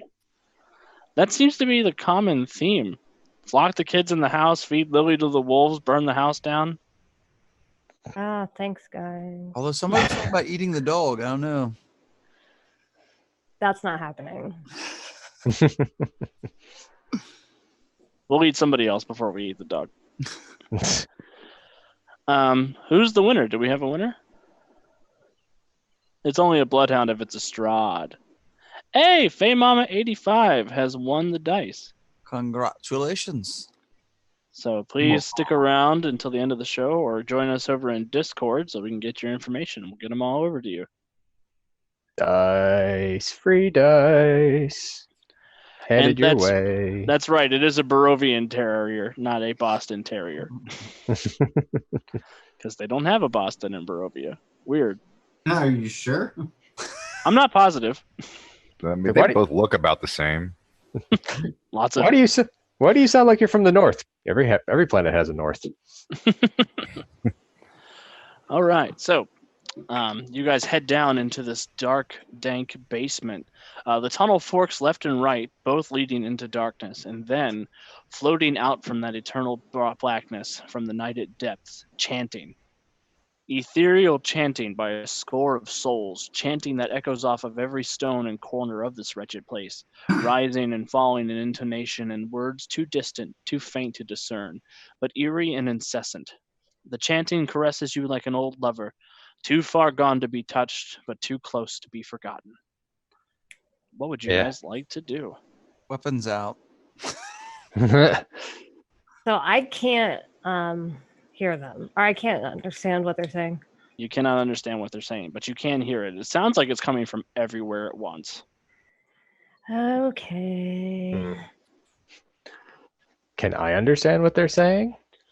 Nope.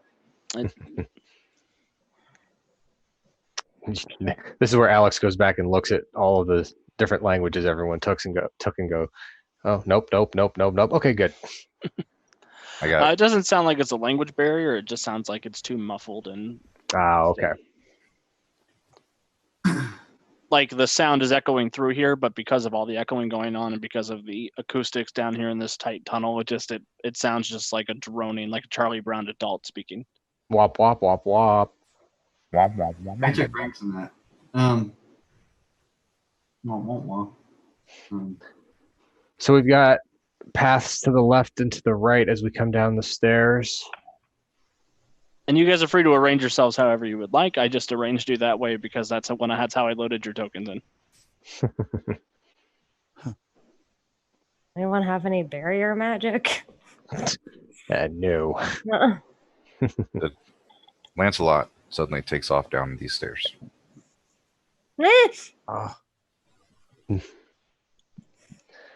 The dog's leading us into trouble. The dog is leading us into trouble. Are Are you guys following the dog? Edric is. What, Timmy? The demons are in the well? Well, guys, we're not gonna let him go by himself. Let's go. No. All right. I'll bring up the trail there, Tyrion and Tristan, if you want to. Yeah. Oh, sure enough, this room leads into some kind of common area, it would appear. As you guys are looking, there's alcoves lining this filthy room, each stacked with a moldy straw pallet. At the end of the hall, a wooden table leans on uneven legs, its surface scratched and stained. A slender hallway crawling with insects leads to a short set of stairs. Stairs going down? Lancelot is stairs going down. picking at Yes. one of the insects in the ground. It's like a millipede with too many legs. Yeah, I think it thinks it's a chew toy. Do I detect magic? The whole area sort of reeks with this necromantic magic. Oh, more necromancy! Yay! Can we investigate this straw pallet right here to see like how previously it was used, how recently? Yeah, give me an investigation check.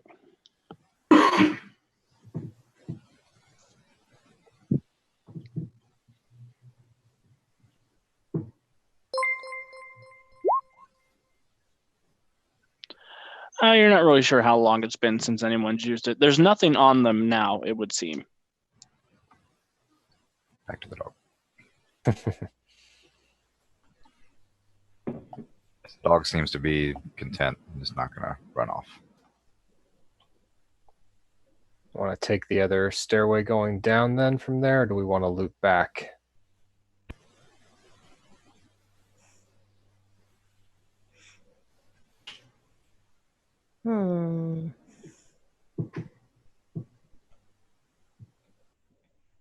The dog isn't running off anymore? He's No. kind of he's content with the millipede. A lot of extra protein compared to what he's been used to the last few days. Correct. I guess we keep going.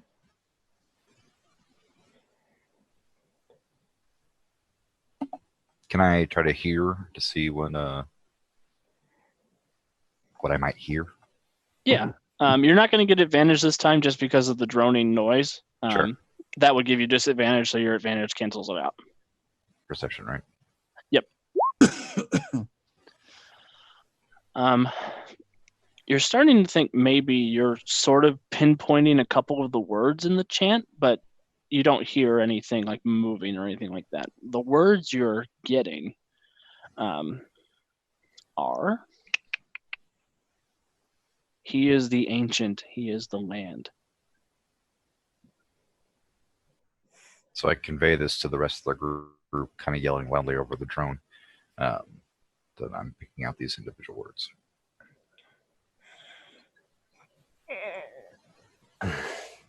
That means we're getting closer then. We should Down. down. If we ever want to get out of here, we've got to figure out what's going on. Might as well. After you then, human.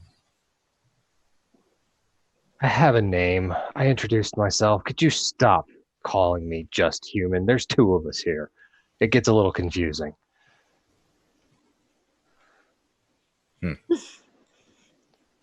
Typical human.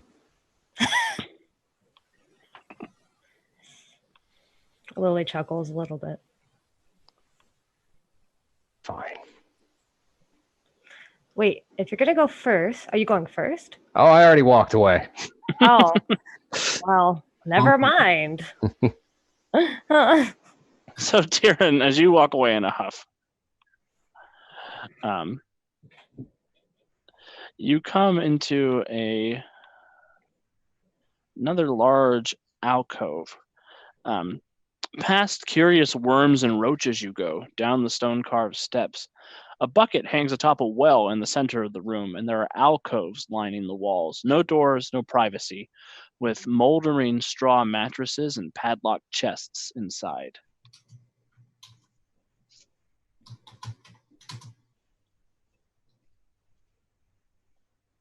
Some sort of sleeping quarters.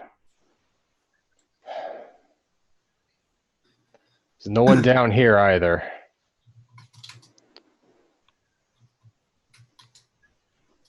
Well, where's the noise coming from then? There's probably more to this place. This whole thing is just an echo chamber. And I detect necromancy throughout. Yes, throughout the whole complex, you would reckon. So, can I tell if there's actual people here or if it's just the dead? You're not sure.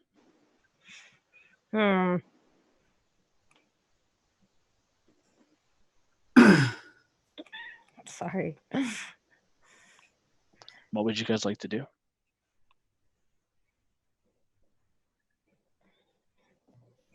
Stand around? Is that an opening down right here? There is an opening down there, yes. Sort of try and maneuver this way and see down what lies through that archway. You know, you wanted to do that, Matthias, Yeah. but then you stepped close to the well, Oh, my day. and as you step close to the well, a gnarled rotted arm erupts from and grabs you, covered in this sleek red putrescence. That's a lot of As syllables right there. that is a lot of syllables. Sorry. As one of these Oh, reaches jeez. out to grab you. No. And before anyone can react, one also erupts out of this wall here. Its arms reach out and grab Tyrion. Oh, it's more anti-human prejudice, I see. One Clearly. emerges from Clearly the they're in ground league with there. Edric. One emerges from the ground over there beside Tristan, and then one emerges here at the base of the passageway. I would like everybody to roll initiative. Okay. Boy. God. All right, Hawthorne. Let's do this, buddy. If I roll badly, it's the cat's fault. Obviously. Obviously, the cat's fault. So, Natural question: 12. If I'm, which one are we rolling? I'm sorry. Initiative. I use. I just click on initiative. Okay. Click on your icon first and then initiative. It'll put it in the turn order automatically. Her 21 did it. So yeah, she's got. Yeah. Alex, do I get anything for the natural? No, unfortunately. You get to go high. Yay! He was going to skip the fight, but then he got high.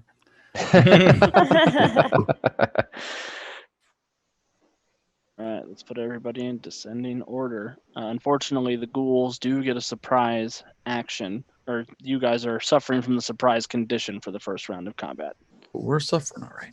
Is the technical D&D 5e definition. So these rotting cultists are going to emerge. One's going to try and scratch Matthias with its claws. I say thee nay. 12 will not do it. What about a 24? Oh, way to go, Keller. You take 13 points of damage, and I would like for you to roll a Constitution saving throw. Oh, Mother of God.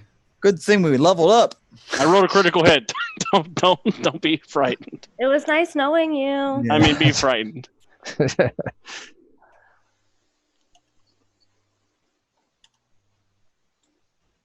Constitution. You're good at that, right? Yeah. Don't jinx him. Not All terrible. right. You're fine. Pretty good So for 5e. this these rotting sharp daggers just tear across your flesh as he's rending your arm and your gullet. You feel this necrotic energy spreading through your body, but you're able to stave off any negative effects of it. Tristan, this one's gonna surprise you. 13 hit. AC of 13. All right, so you take 10 points of slashing damage, Oh, and I would like for you to roll a Constitution saving throw. Which one slashed me? The one there by the well? Yeah, he Okay. emerged from the well, but the Okay. well's not on the grid correctly. Okay. Yeah, I forgot. We got grid issues. You have gridlock. Oh, You also feel that necrotic energy sort of passing through you, Tristan, but you are not negatively impacted by it. Edric, one's going to roll to scratch you. Which one? Is there one? Oh, sorry, not Edric, Tyrion. no. Tyrion, 16 does not hit you. Just misses. So he Ooh. reaches out, he slashes at you. He couldn't really see you. He was just trying to grab you. He thought you were in front of him over here. Ah, And then this one's going to use its surprise action to charge in here and attack Edric.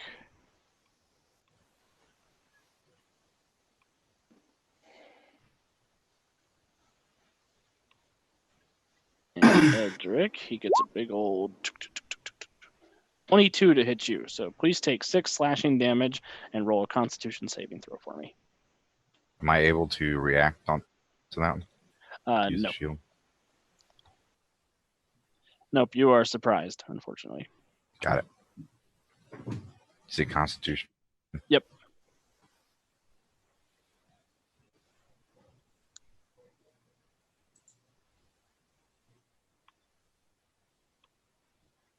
Do I just go over where the normal stat is and click it there? Yep. Unless you have advantage, unless you have proficiency on Constitution saving throws. That's normal. All right. You two feel that energy passing through you, but you're able to stave off any ill effects from it. Lily Scratch, you are up first in the first round of regular combat. Your friends I have took been 6 though. swarmed. Yes, 6 slashing damage. Thanks. Your friends have been swarmed by these zombie-looking cultists. Good for you guys. That was real smart. I've been reading my spells to see what the biggest one I have, since I'm kind of at the back of this. It looks like I could. So my thaumaturgy doesn't hurt anyone, right? It's all an illusion. Like I couldn't tremor the ground and. Right. It doesn't do any. It doesn't have any damaging effects. It's very good for effect, though. Okay. Not that one. I was looking at the question I had was for one of my other spells, which was where the heck did it go? Which one was it? Oh, it was the True Strike. It was like it tells me their defenses, so I'd be able to know their weakness if I cast that. Is that what that means? Let me look up the spell here real quick. Spells. Thank you, Roll20, for letting me just click on this so I can read it real quick in the chat. On the next turn, you gain advantage on your first attack roll, provided the spell hasn't ended. So yeah, you don't know any defenses or like weaknesses or anything, but you do get advantage on your next attack with that. What does your Hex Blade's Hex do, though? That might be something to consider. Is that like with what my patron is? Is that what that means? So starting at first level, you gain the ability to place a curse on someone. As a bonus action, choose one creature you can see within 30 feet of you. The target is cursed for 1 minute. Until the curse ends, you gain bonus to damage rolls against the cursed target, equal to your proficiency bonus. An attack roll you make against is a critical on a 19 or a 20, and if it dies, you regain hit points equal to your warlock level plus charisma modifier. Wow, and you can use that once per short or long rest. There it is. I was like, where in the world are you reading this from? I found it. We're good. So how do I use that? It's a bonus action, so you just say, hey, I want to use that, and you tell me who you want to put it upon. I want to use that? Question mark? The blue guy, so the ghouls are color coordinated. Okay. You could tell me you want to cast it on the blue one, the red one, the purple one, or the green one. And they don't show any signs of physical differences? No, they all seem to be the same species of undead. Okay, well, I'm just going to go with the closest one then, just to make sure it works, I guess. Cool. I'm going to put a little skull and crossbones for his little hex curse right there. Okay. So once per short rest, which is one creature. I'm just double checking that I can like. So okay, and I get to roll again, like do something else. Yeah, you can attack or cast a spell if you want. Well, I would attack with your sickle if it was me, but I don't want to tell you how to run your character. That's actually what I was going to do. So yay, I feel good. I don't want to use a spell too soon. I think I learned my lesson from that the last time. Yes. So if you hit, you're going to do a d6 plus, or you're going to do your regular sickle damage plus 2. So you just got to hit. So I just click on that thing again, right? Yep, you just click on sickle. I thank you for understanding what that thing was. Well, I'm here. Ooh, a 21 to hit. And it gets 9 points of damage on blue. What happens? He doesn't go down, but you did hurt him pretty bad. So he kind of stumbles back from the blast is force. What does that mean? Is that helpful to what I need to know? I'm sorry. Not right now. Okay. So he kind of falls back a little bit, tumbles back away from everyone, closer back to his friends. I assume they're his friends anyway. And there was kind of they go to zombie clubs together. It's all good. Yeah. Kind of a sound of could it make a crack sound since it's a hex curse sort of thing? Can you do it?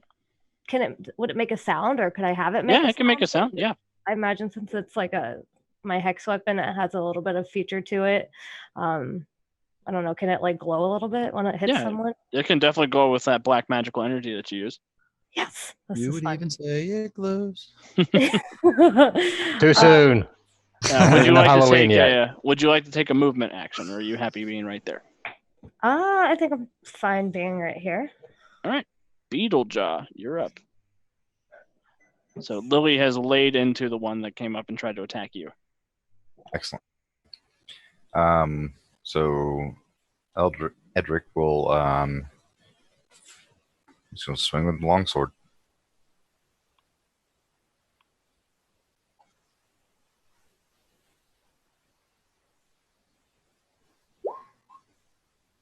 Uh, 13. 14. 14. 14 does hit. I keep forgetting it's a magical sword. 14 and 9 points of damage. It does not go down, but you definitely do some serious damage. What happens, Edric? So we would. These are like zombie type things, right? Yes. So we're shoving our sword right through its shoulder, like rending the decaying collarbone and making it so its left arm is kind of just drooping and dangling. Gross. And are you happy being right there, or do you want to take a movement action? Puppy's going to go in here. And I'm good right here. Okay. Matthias. Okay, so second wind is a bonus action. That means it doesn't count against the regular. It does not count against your standard action, no. You get one standard, one move, and one bonus action each round. Okay. And one reaction if you have any reaction powers. Okay, I don't think so, but I'm going to second wind because I've been scratched.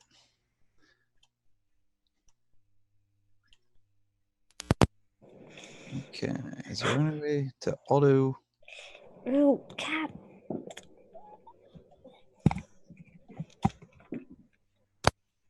Is that set up somewhere? I did not set it up. That was my bad. Okay, no worries. So it's a D10 plus my fighter level.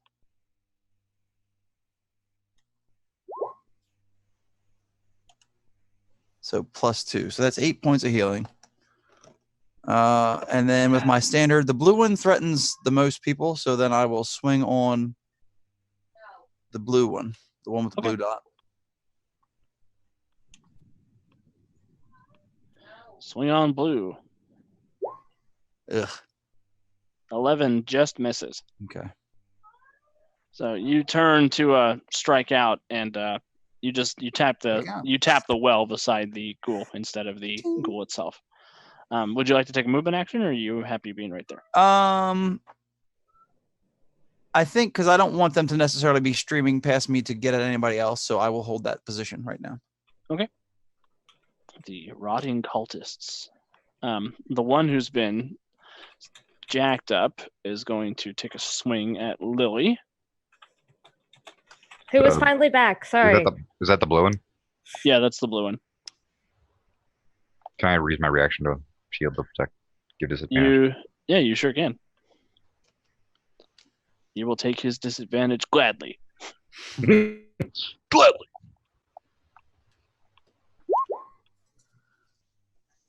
16 to hit your armor class, Lily.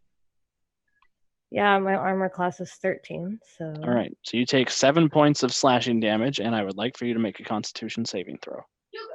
I think the zombie takes 5 points of damage, Alex, from her armor. I think you're right. How does that work? So he hit you, but you have that armor up that gives you temporary hit points, and when they hit you, they take damage from the armor. Oh, well, that's cool. Hence why you cast it. Ah.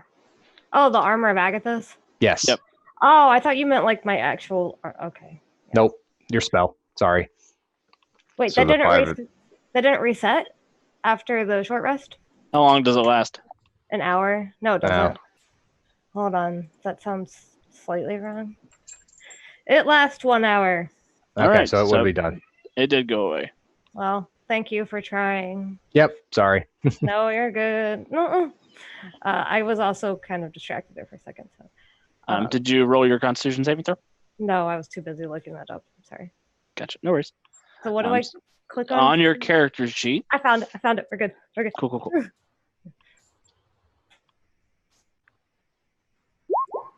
No, you can't. Oh, you are absolutely okay. So its Yay. claws slash out and they get you, but you're the whatever energy was passing through you just passes straight through your tiefling system. Yes, victory is mine. The one that's over there by Tristan is going to try and give him a bite Of course he is. instead of a slash. Pop a die. 5 hit you? Nope.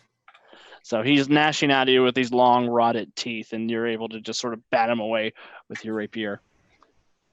The one beside Matthias is going to lash out at him with its claws. Is that purple? Let me double check. I think so. Yeah, that's purple. 7's probably not going to hit Matthias, and then the one over there by Tyrion is going to lash out with his claws as well.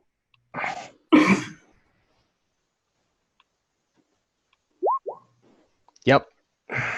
All right, Tyrion, please take 7 points of slashing damage and give me a Constitution saving throw. Blarg.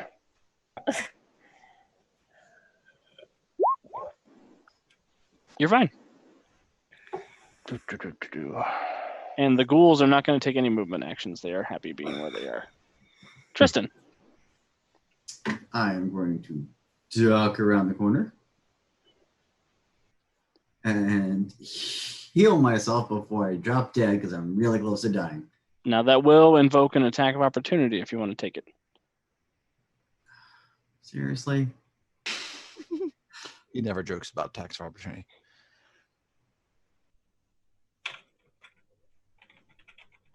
Casting the spell in his face will not invoke an attack of opportunity. What? And will leave me right there to... Strange new addition is this?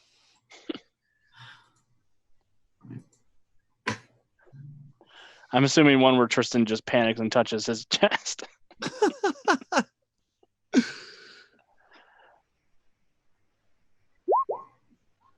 So I need to roll...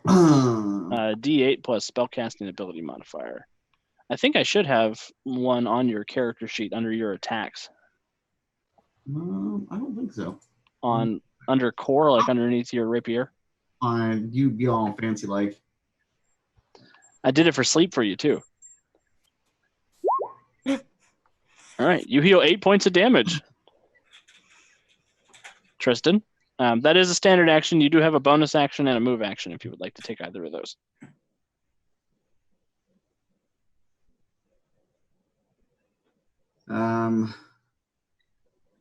I will go ahead and attack him. With my rapier. That is a standard action. Cure wounds is a standard action. You have a bonus action or a move action. Fine. But if I move, he's going to attack me. Yes. So I think your option is your bonus action if you want to use it. Which I think you're the bard, right? Yep. Bardic inspiration and stuff like that. That's most of what I've got.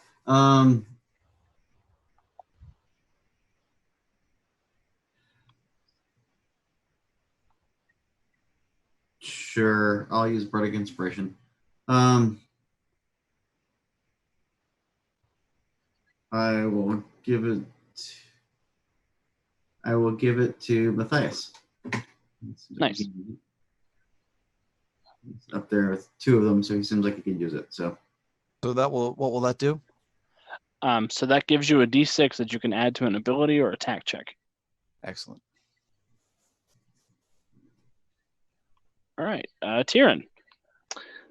I am going to bash at the blue one with my shield. You have surprised me. That's not what I thought you were going to do. It does hit, though. All right. And is it down? He is not down. As my bonus action, I am going to shove it 5 feet into the well.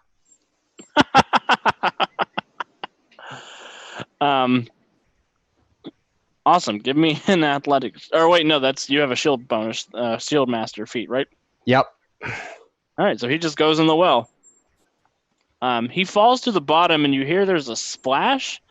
And Lily, you gain 5 hit points, or what is it? Your level plus charisma modifier back, so 5 hit points back. Yay! Thank you. Wait, is it my turn? Yes. Yes, it is your turn. Oh, this is Um, actually really difficult to follow for a second. You feel your Hexblade's curse dissipate as the ghoul that you cursed is no longer with us. Okay. So I can move a little bit, I guess. Did someone get hurt? Did I figure that out? Did I hear that? I think some of us have taken damage, yeah. Several. Yep. I want stronger spells. I twitch. Because I feel like I want to give someone my protection again.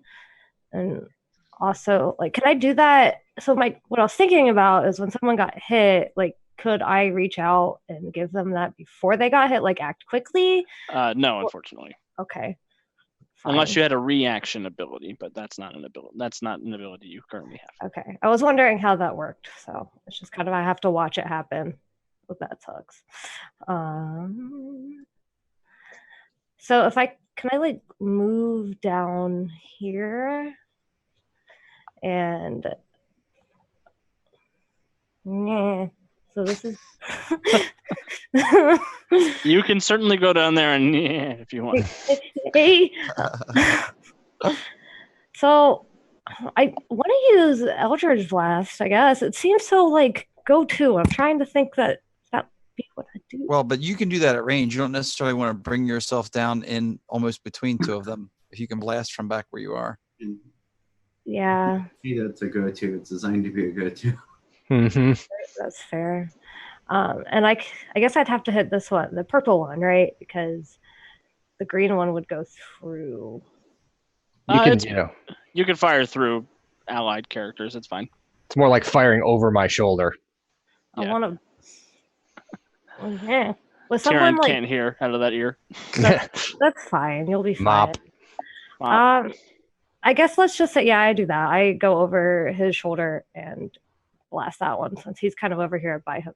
So he's farther away from everyone. Perfect. And then I roll Arcana. No, I click on Eldritch Blast. You just click on Eldritch Blast. Yep. I'm getting it. That'll hit for 8 points of damage on green. What happens? It didn't die. I don't have that. Die. I don't have that power, do I? No. I'll tell you when they die. You asked me what happens. I'm just saying he died. Kind of the same theatrics as whenever I hit the armor, where it's the black magic-y outline of a lightning bolt. I'm gonna go with the head anyway, since I kind of went over. It seems it would hit somewhere on the top, and I assume he would at least stumble back a little bit if he got hit. And I apologize to Tyrion, sorry, for damaging his hearing. Mob. All right. Edric. All right, he's going to come down to right here and going to try to swing at purple. Have either of those taken damage? Green has, yes. Oh, just kidding. We're going to swing at green. Child. Is there a way to track monster damage as it happens, or should we write that down? I'm writing it down, but you guys can certainly write down how much damage you're doing if it makes you feel better. Wow, that's helpful. So green took 9 or 8, 9. And I'm gonna smite this. Well, and with a 12, you do hit because of your magic sword. So it's 12 and then 9 points damage. And what kind of smite are you doing? Just one of your regular divine smites? No, yeah, divine smite. Yeah. Okay, so since it is an undead, you'll do 3d8 instead of 2d8 damage. Nice. So I just roll an additional d8. Yep, so go ahead and click on the divine smite, or if you just want to click roll 3d8, that's up to you. / roll 3d8. Nice. Beetlejaw, you straight up murder that guy. What happens? So we raise our sword up high in the sky and just come right down through the center of its skull and go split it in half. And 2 twitching ghoul halves lay on the ground, wondering what just happened. Matthias. All right. I will swing with the longsword on purple.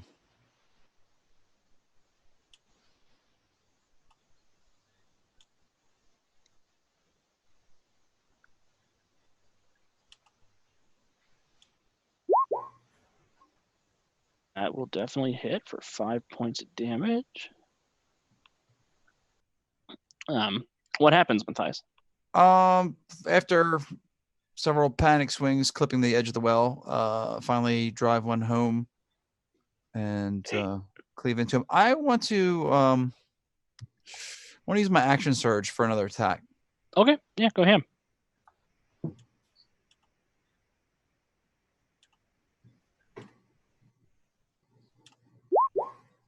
I want to spend that D6 Bardic Inspiration Cool. to add to the attack. That makes Perfect. it a 13. With Tristan's inspiration, you are able to hit and do 3 more points of damage. Okay. How does Tristan's inspiration help you keep fighting? Sort of looking over the shoulder, seeing that Tristan has one sort of, creeping in the hallway there on him, sort of inspires him to make a second attack with a little extra effort to take another chunk out of this one down here.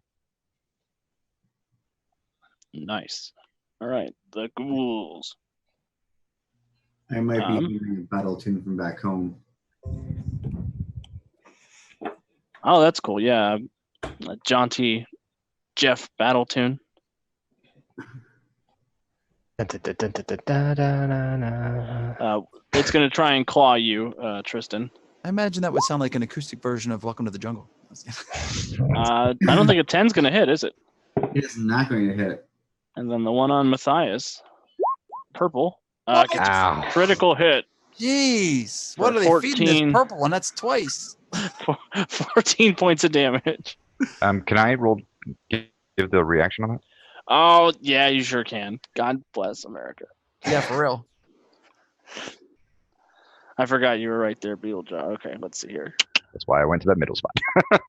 What do we got? A 14 hit you? No. So you see just death coming for you with these claws, and Beetlejaw bats its hands out of the way with his shield, defending you. I will give a grateful nod to Beetlejaw or Edric. Many thanks. Nods back. All right, Tristan. What would you like to do?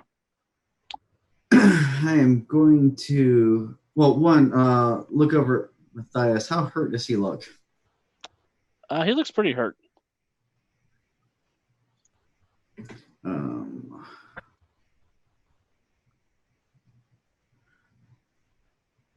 Fine.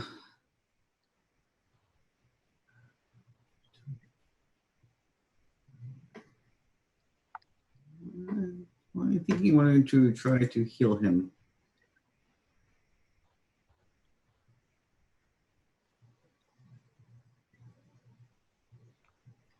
All right. So you're gonna reach out with the cure wounds, or you can just he's within touch range, so you can reach out and touch him if you want. Cure wounds. Yep. Cool. Go ahead and pat Matthias on the back for how much you heal him. For 11. Nice. Wow. And then I still have my bonus action. Looks like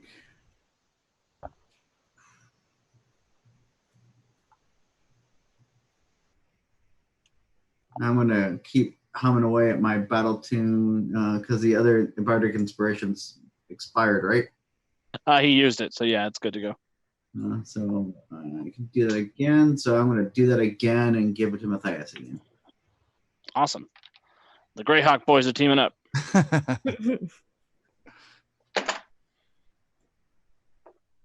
I don't know where our paladin got to, so It's right in the middle. Between Matthias and I. Edric All looks right. over at and waves. well, for some reason you're not showing on my view. That's why I was just. Oh.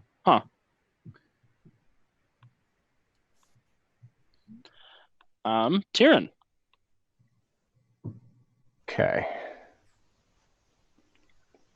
Somebody just moved Edric back a square because that was where I was going to go. What?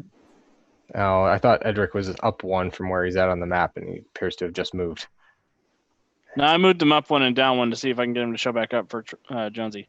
Okay. Did it work? Yeah. All right, Alex, if you'll put him back in the middle between us, because I'd like to step into the square you currently have him occupying. Oh, he is still in the Yeah, middle. he's back in the middle. Yeah, I'm in the middle. Now it didn't reset on mine, apparently. You're trying to go up, like up north one or up south one? Or down south one? Gremlins. Just let me refresh my page. We'll see Cool. what we get. Basically, I'm moving into line of sight, and I'm going to cast Searing. I'm going to cast my flame spell on the one attacking Tristan. Try to pull it off of him. I'm okay with that because I'm pushy. Yep. And roll 20 is being slow now. So, of course. Wake up, roll 20. Thank you, sponsors. Yeah.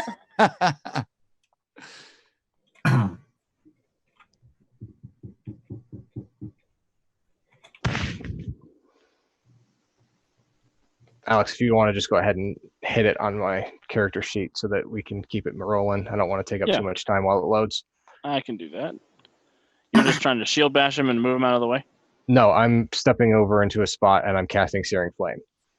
Oh, okay. So, Searing Flame. I can do it now. I just got it. Paler boys. Or Sacred Flame. Sacred Flame. If I get to it.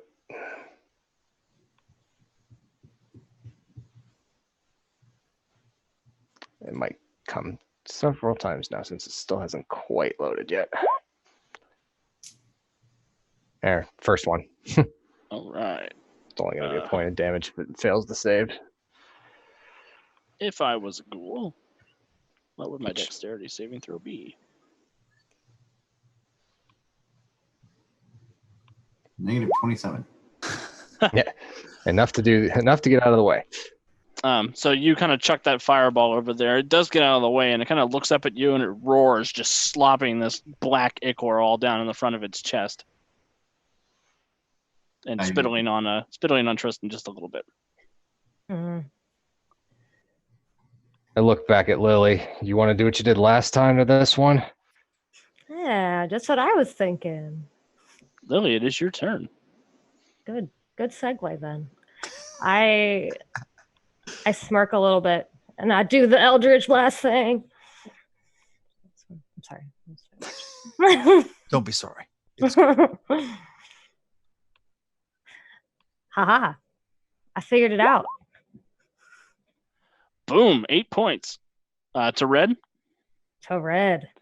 you hit him for 8 points. What does the Eldritch Blast do as it crackles through the air and slams into that ghoul?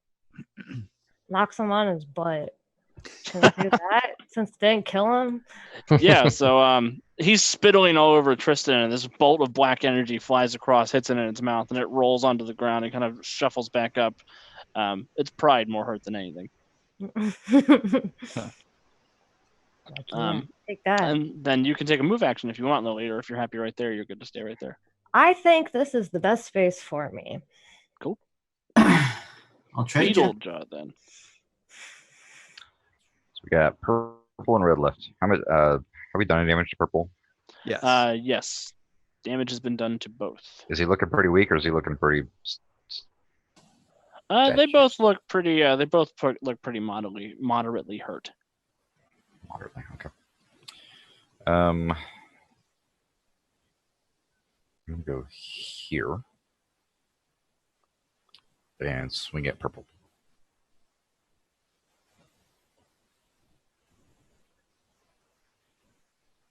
All right, swing away.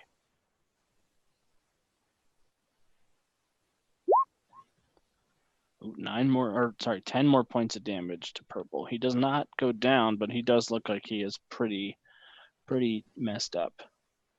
What happens, Beetlejaw? So we just take a big slash, and it nearly severs one of his legs. Ooh, gross. Matthias. All right. I will take a swing at purple in the hopes of knocking him out. Ooh. Ooh, you finish him off, Matthias. What happens? Okay. As it wobbles on the leg that Edric nearly severed, Matthias comes in with sort of an upswing and cleaves the torso in two, and it just falls to pieces. Oof. This one does not fall down the drain, correct? He does not fall down the drain. Nope. Okay, because Lily calls out, try to save this one. I need to take notes on it. Patsy Cline starts playing in the background. Oh, snap. I fall to pieces. Oh, I was thinking of a different song. The one over there in the corner is going to lash out at Beetlejaw.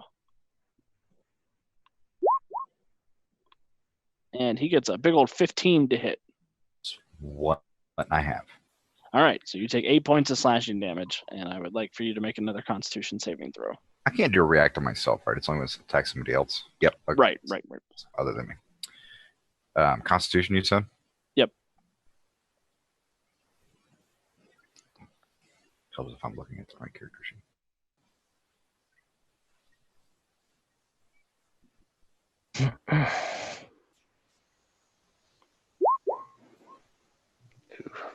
So he slashes out at you, and his claws kind of rake across your breastplate, and they find purchase up underneath your armpit. And you feel these black talons just sink in, and for a second, you feel your muscles start to lock up, and you are paralyzed for 1 minute.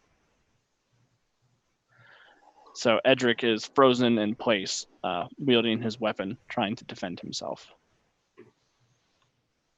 And the ghoul seems to go into some kind of blood frenzy when that happens. Tristan. He says happily. Tristan, can you fall back? I'm gonna have to. You can take a standard action to disengage if you want. That would let you not take an attack of opportunity, but it does use your standard action. And which would leave me unable to cast a spell this round. Is Right. a 5-foot step not a thing anymore? Nope. Um, But the trade-off is you only take attacks of opportunity when you leave a threatened space, or when you leave a target's threat area. So you can move around the Oh, target as much as you want. okay. So it's not leaving a threatened square; it's leaving a threatened area. Yes. End of yeah, the- I'm gonna have to. So that you can get in there. Yeah. Because my thought is, actually, you'll look over my shoulder and yell, "Matthias, switch!"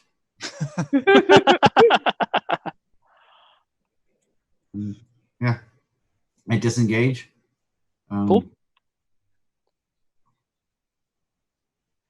And you are free to move your entire movement range if you want to when you disengage. It's not just a 5-foot disengage. I want to get next. I want to still need to be at the paladin, so I can. I'm guessing he's jacked, so He is jacked with 5 hit points remaining. yeah. So having been on the end of that specific set of claws, yeah, not so much. No, I want to heal him next round. So that's my go. Awesome. Cool. Tyrion, you're up. All right, let's try the Sacred Flame again. Come on, Paylor boy. You can do Come it. on, you can do it this time.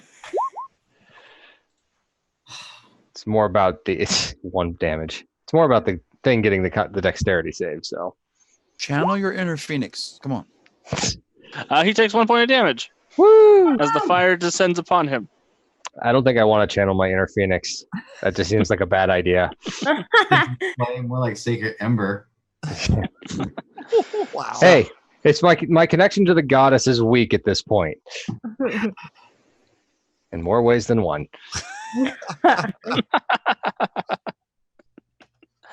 Would you like to take a move action, Tyrion, or are you happy right there? It sounds like Matthias is going to step in, so I will leave that lane open for him. Cool. Lily Scratch. Okay, Lily asks out loud, do you guys want me to do the thing again, or does someone need a shield for what they're like? Is it more likely for one of you guys to make a hit than me? Because I can give whoever that's going to be. These things are tough. I think we need to do what we can to knock them down. All right, and with that, I guess I will blast red again. And I say, suit yourself.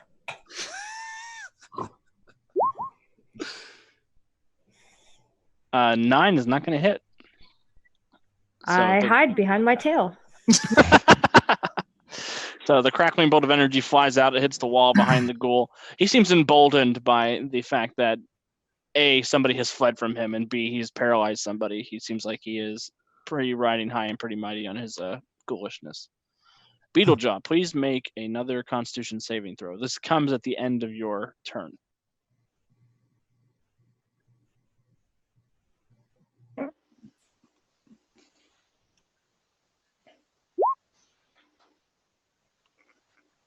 You are still paralyzed. Okay. So you're fighting inside your body, trying to overwhelm this necrotic, ghoulish poison that's coursing through your veins. Matthias, your turn. I will come swinging around that corner and make a broad sweep with a longsword. Awesome. Please give me a broad sweep. That's a pretty There it broad is. sweep. That is Nice. a broad enough sweep that you cut off Yes. his little head. What happens? He dies. Sort of a war cry of desperation as people are getting paralyzed and whatnot. Come sort of swinging around that post and with the sweep of the longsword, decapitate him. Perfect. His little overconfident ghoul head falls to the ground. Still smirking. You guys are out of combat. What would you like to do? I'm going to move over closer to one of these things to start taking notes. I want to try and guard Edric and Tristan at least until he's unparalyzed and or healed. Like these things came out of nowhere. Like just sort of keep an eye on the well, keep an eye on these sites, like listening for strange things going on. Just kind of trying to guard. Cool. And with that, Tristan and cast heal. What have I done? I can't move my character. Am I still frozen? You are still frozen. Well, you can make another Constitution saving throw. It wears off after 1 minute. So, But you do have 9 hit points back. I got 9 back. Yep. Thank you. You see no response from Constitution. And I heard Rayleigh was standoffish. Well, I'm frozen. And Tristan's a smartass, so.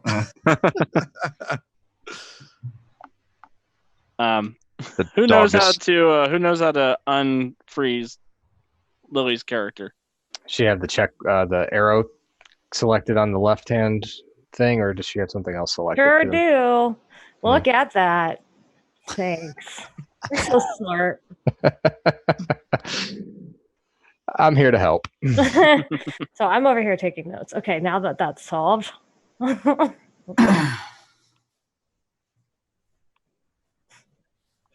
do we do now? Stare at the large lawn ornament that is Beetle Charm / Edward. Yes. Can I roll again? And yeah. You can roll again, or if you want to wait it out. the part of the lawn gnome will be played by. Oh my god. I don't think I have anything that can help you. Well, it'll wear off in a minute. It's frustrating in combat rounds, but it's not that debilitating once we're out of fight. Right. It wears off after a few more seconds.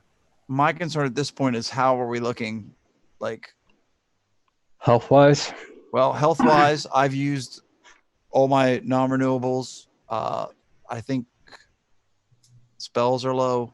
I have one. Whoa. The word you're looking for is non-existent. I got nothing. I think everybody's out of spells. Nope, I have one level 1 left. I have lay on hands. I just use cantrips, I think. The majority of your spells are cantrip. Well, your Eldritch Blast is cantrip. So I have that 5 doesn't. points. 5 points of lay on hands left because I leveled up. Yep. Using the cantrip doesn't take a spell slot. Nope. Yeah. Thankfully. You can Eldritch Blast to your heart's content. Heck yeah, that YouTube video was right. And how often can you say that, really? I don't know, not enough. Yeah, like seriously, the basement. This is a good point. Like, do we see anything else? Like, I know I'm distracted taking notes, but do my little like magic senses go off? There's a lot of places we haven't been, but Right. I'm concerned that maybe a tactical retreat might be in order. At least to recover some, because we're another encounter like that one, and we may not. I mean, Yeah. we may not come out the other side. Well, I ask, can I take this head with me wherever we go? I like That's just creepy. grab the Yeah. head. You could shove the head in your bag if you want. Yeah. I feel like I need to understand this character more, or this demon Alex, thing. did I get it? Yes, you're free now. Edric just like extends his arms as a giant like stretch, shakes himself off almost like a dog, and bends down to pet Lancelot, who's been licking his foot for like the last like hour. Feels like. Wake up. Wake up. Oh. Well, at best, I don't think we're getting a long rest in this house. No. There were rooms that you guys could barricade if you wanted to try to take a long rest somewhere. Go back up to the attic and try it in that small guest room. We can't barricade anywhere down here. Nah, I wouldn't try it. Yeah. Yeah, there's a lot of little side passages. This place is an ambush waiting to happen.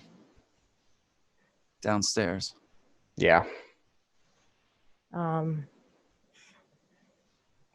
Yeah, I go back to just trying to shove this head in my bag and you guys talk it out. Back upstairs then. Are you guys going to check the room that you're in and look at those chests or anything while you're down here? Oh, the Sure. chest. Are we in rooms? That room has like 4 alcoves or 5 alcoves with like beds and footlockers and stuff in them. I guess while we're here, we could. This is where the senior cultists live. Yes. Someone's going to have to tell me to stop taking notes, I'm just saying, and go do something. This is my character flaw, and I'm going to play it up. So What's wrong with that?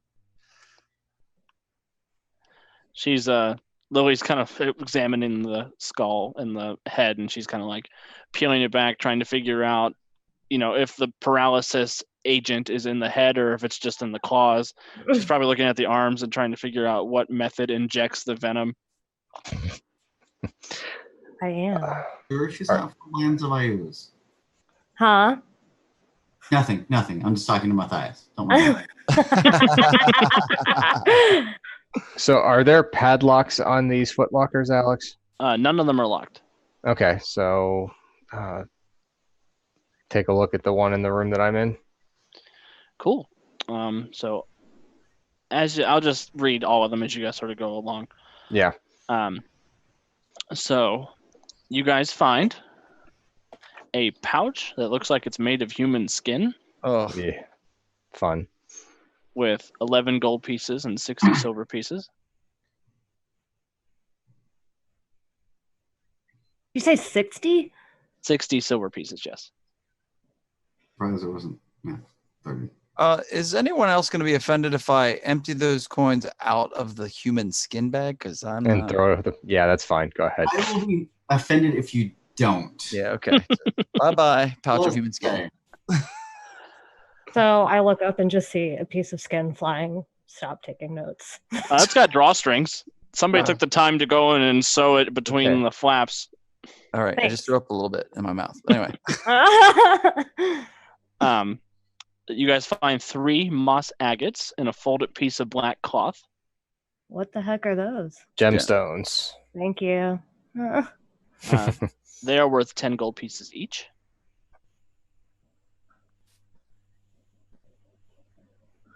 You guys find a black leather eye patch with a carnelian sewn into it, which is worth 50 gold pieces. Is this all in one chest? No, this is sort of within all the chests. Oh, I was like, damn, this is Sorry, going to take how much did you say? forever. The carnelian is worth 50 gold pieces.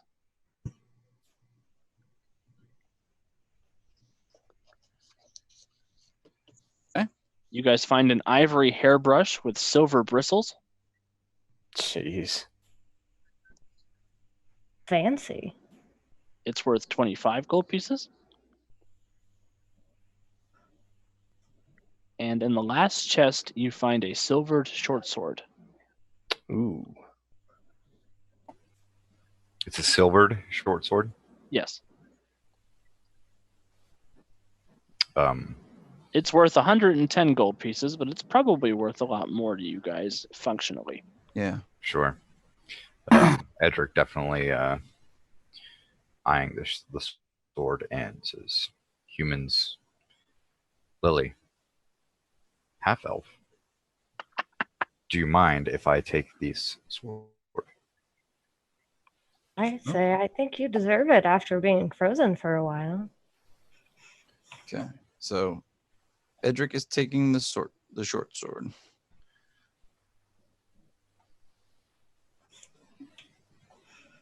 When you gonna tell us your real name, man? As far as we know, that is his You name. don't know me.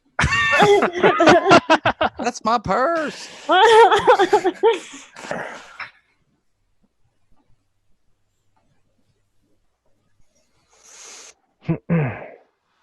All in due time. Feel like you're on the you know something. The DM has shared secrets with you. I spy a conspiracy. It's Ravenloft. It's the Marcus by a conspiracy. Can't do all the role play in the second session.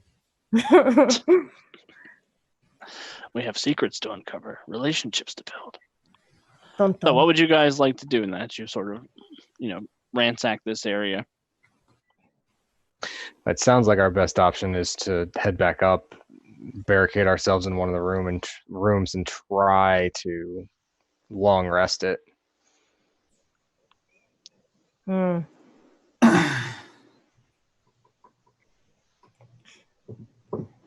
I just kind of sneak over to one of the other bodies. At minimum, a short. But yeah. I think we'd be better off with the long. Lancelot goes down to the where the room starts to continue, but we haven't been yet, and starts barking. Bad boy. Here. So Get Edric goes to the dog. Sees stairs. Those stairs lead up. I kind of mutter under my breath and make sure secure my bag with my head. And the stairs on the other end lead down. So it's like up and down. Yep. Okay, did I miss? Are we not going upstairs to rest? Oh, we could. This dog took off. Okay. Let's go back upstairs.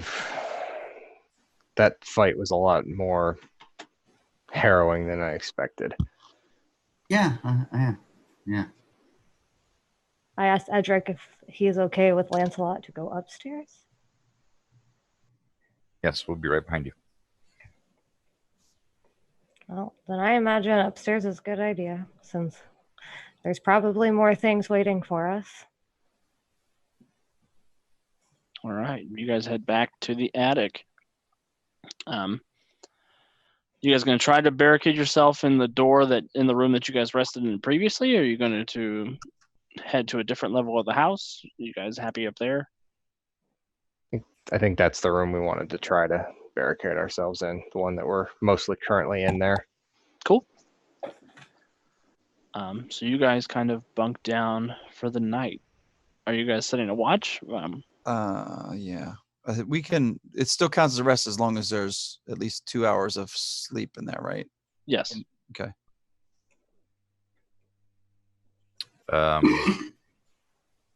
Edric take a watch. and I'll join you. The dog will sleep. Who was it that it'll take watch? I'll take a watch as well. I think we all have to, don't we? Why don't I take watch first, since I kind of took no damage? So, not to brag, but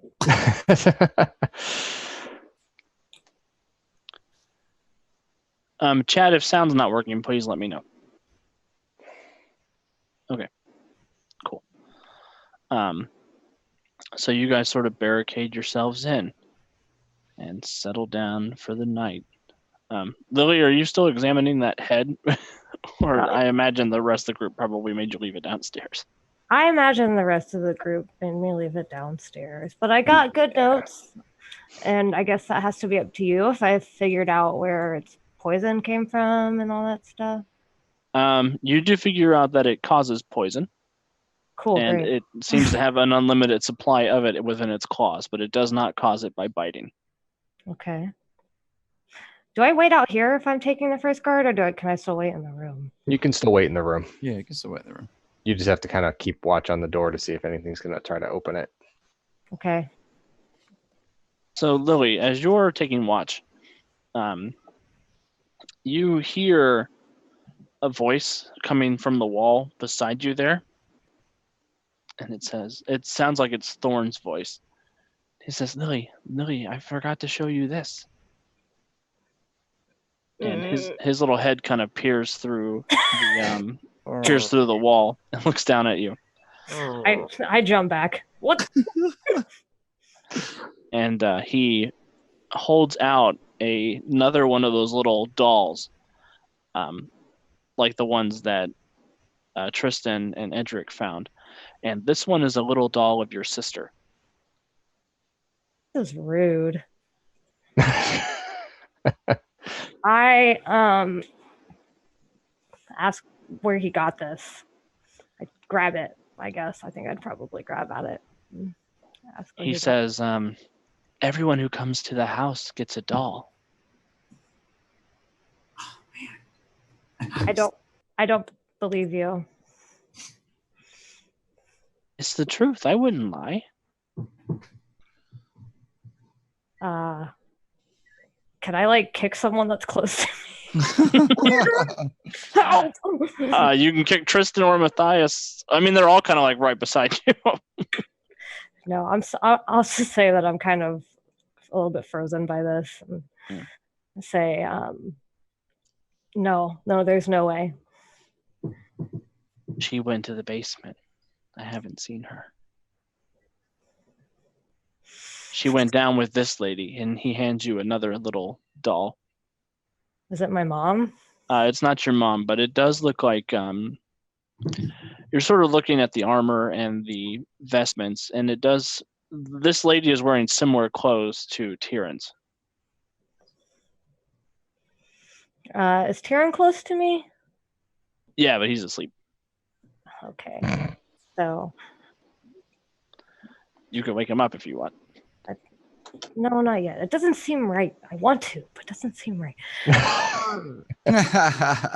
It seems like I would ask who this is. Who is this one? Her name's Alira. They weren't here. I don't Believe believe what you it. want. And he kind of disappears back through the wall. Okay, now I And- would go wake him up. Yeah, go ahead and wake him up. All right. You said Tristan, right? No, Tyrion. Just Yeah, Tyrion. one day I will. I'm sorry. I will get it. What happens when we pick character names without talking to each other? Yep. I go. I go over to Tyrion and kind of shake him awake, like, "Hey, What? does the name Alira mean anything to you?" Alara? Yeah. Oh. Yes. How do you know that name? Our little ghost friend just handed me this. I hand him the doll. And I said, "Don't worry, I got one too. It's my sister." What He is said this doing here? He said they were here and they went down to the basement. And I don't know what to do. I don't believe him, but I don't know what to do. This is yours. That's your sister. Yeah, that's my sister Jenny. We'll keep an eye out for her then. But Alara, if you see her, just steer clear. That woman is bad news. So what should we do? Should I go over there and talk to Thorn again, or I mean, that's up to you. If you want more info, if Thorn knows something, then you're able to get something from it. But I wouldn't worry about Alara. Just if you need to, find something out about your sister. well, I'm not going to go to the basement alone, and you guys Well, are. So. No, we're all going after this is done, after we get some rest. Can you take guard for a few minutes when I go talk to him? Sure. Now that I'm up, Thank you. I owe you one. I'll make sure to collect. Can I smack him with my tail again? I'm not in a good enough mood. Okay. Ow. Sorry. Sorry. It's just like, Tail smacked yourself. I guess. Okay. I guess I go over here. This way. Is this door still unlocked? Yeah, it's still unlocked. Oh God. What have I done? This is a mistake. Can I cast my armor on myself real quick before I go in? Yeah, for sure. Okay. So I do that and then I go in. So the door creaks open as you go to confront Thorn once more. And that's where we'll end this week's session. Surprise! So thank you guys for tuning in with us and hanging out with us tonight. I'm having a whole lot of fun with this show, and I hope the audience is enjoying it just as much as I am. Yeah. I'll be on Wisdom Check here in about 30 minutes if anybody wants to come and check that out, and we'll be doing a raid of a friendly channel nearby. Again, next week we'll probably be here in costumes, just to be in the spirit of Halloween. I have a vampire cape. We'll see if maybe I can get a Strahd costume together. I might post a poll in Discord because I have a couple of costumes that I could ask the Geek Nation if they want to see me in. Oh, that's a good idea. Andy is a cosplayer with Skyward Bound Cosplay. Yes, I am. They So, do a lot of Excellent. wonderful work. so I have a couple of things that are readily accessible to me. Maybe we should all take a poll and see how ridiculous we have to look. Hey, whoa, Andy whoa, gets to look whoa. amazing. Tigers on the field. No. Come on, Odin. Oh, Does anybody else have anything they want to share or say before we take off here tonight? Well, hey, Odin there's- says goodnight. Good night, Odin. Night, Oh, Odin. good night, kitty. There's lots of other shows this week to check out. What we got? Smuggler's Run on Wednesday. Is there something? What's tomorrow? There's nothing on Tuesday, but I am playing in Smuggler's Run on Wednesday. And then Wheel of Fate is Thursday. Indeed. I checked out Smuggler's Run last week, and it was a lot more addicting than I thought it was going to be, considering I don't know much about what was happening. Speaking of Smuggler's Run and all things Star Wars, Rise of Skywalker tickets are on sale as of this session. Oh, Oh, Go get your tickets. well, that and watch Alex play, because it's really fun to watch bad things happen to him, and he doesn't have any control over it. So. Whoa! All right, guys. I'm sensing some payback at play here. nothing Ouch. bad has happened to Mick other than the. Well, I don't want to give any spoilers, but I did have a pretty good "Your Mom" line on Wednesday. Mhm. It's fun playing a baby boomer clone trooper.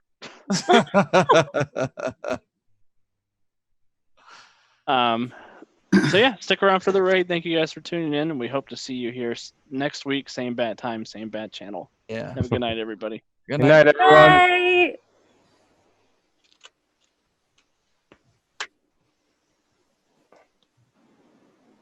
Right away.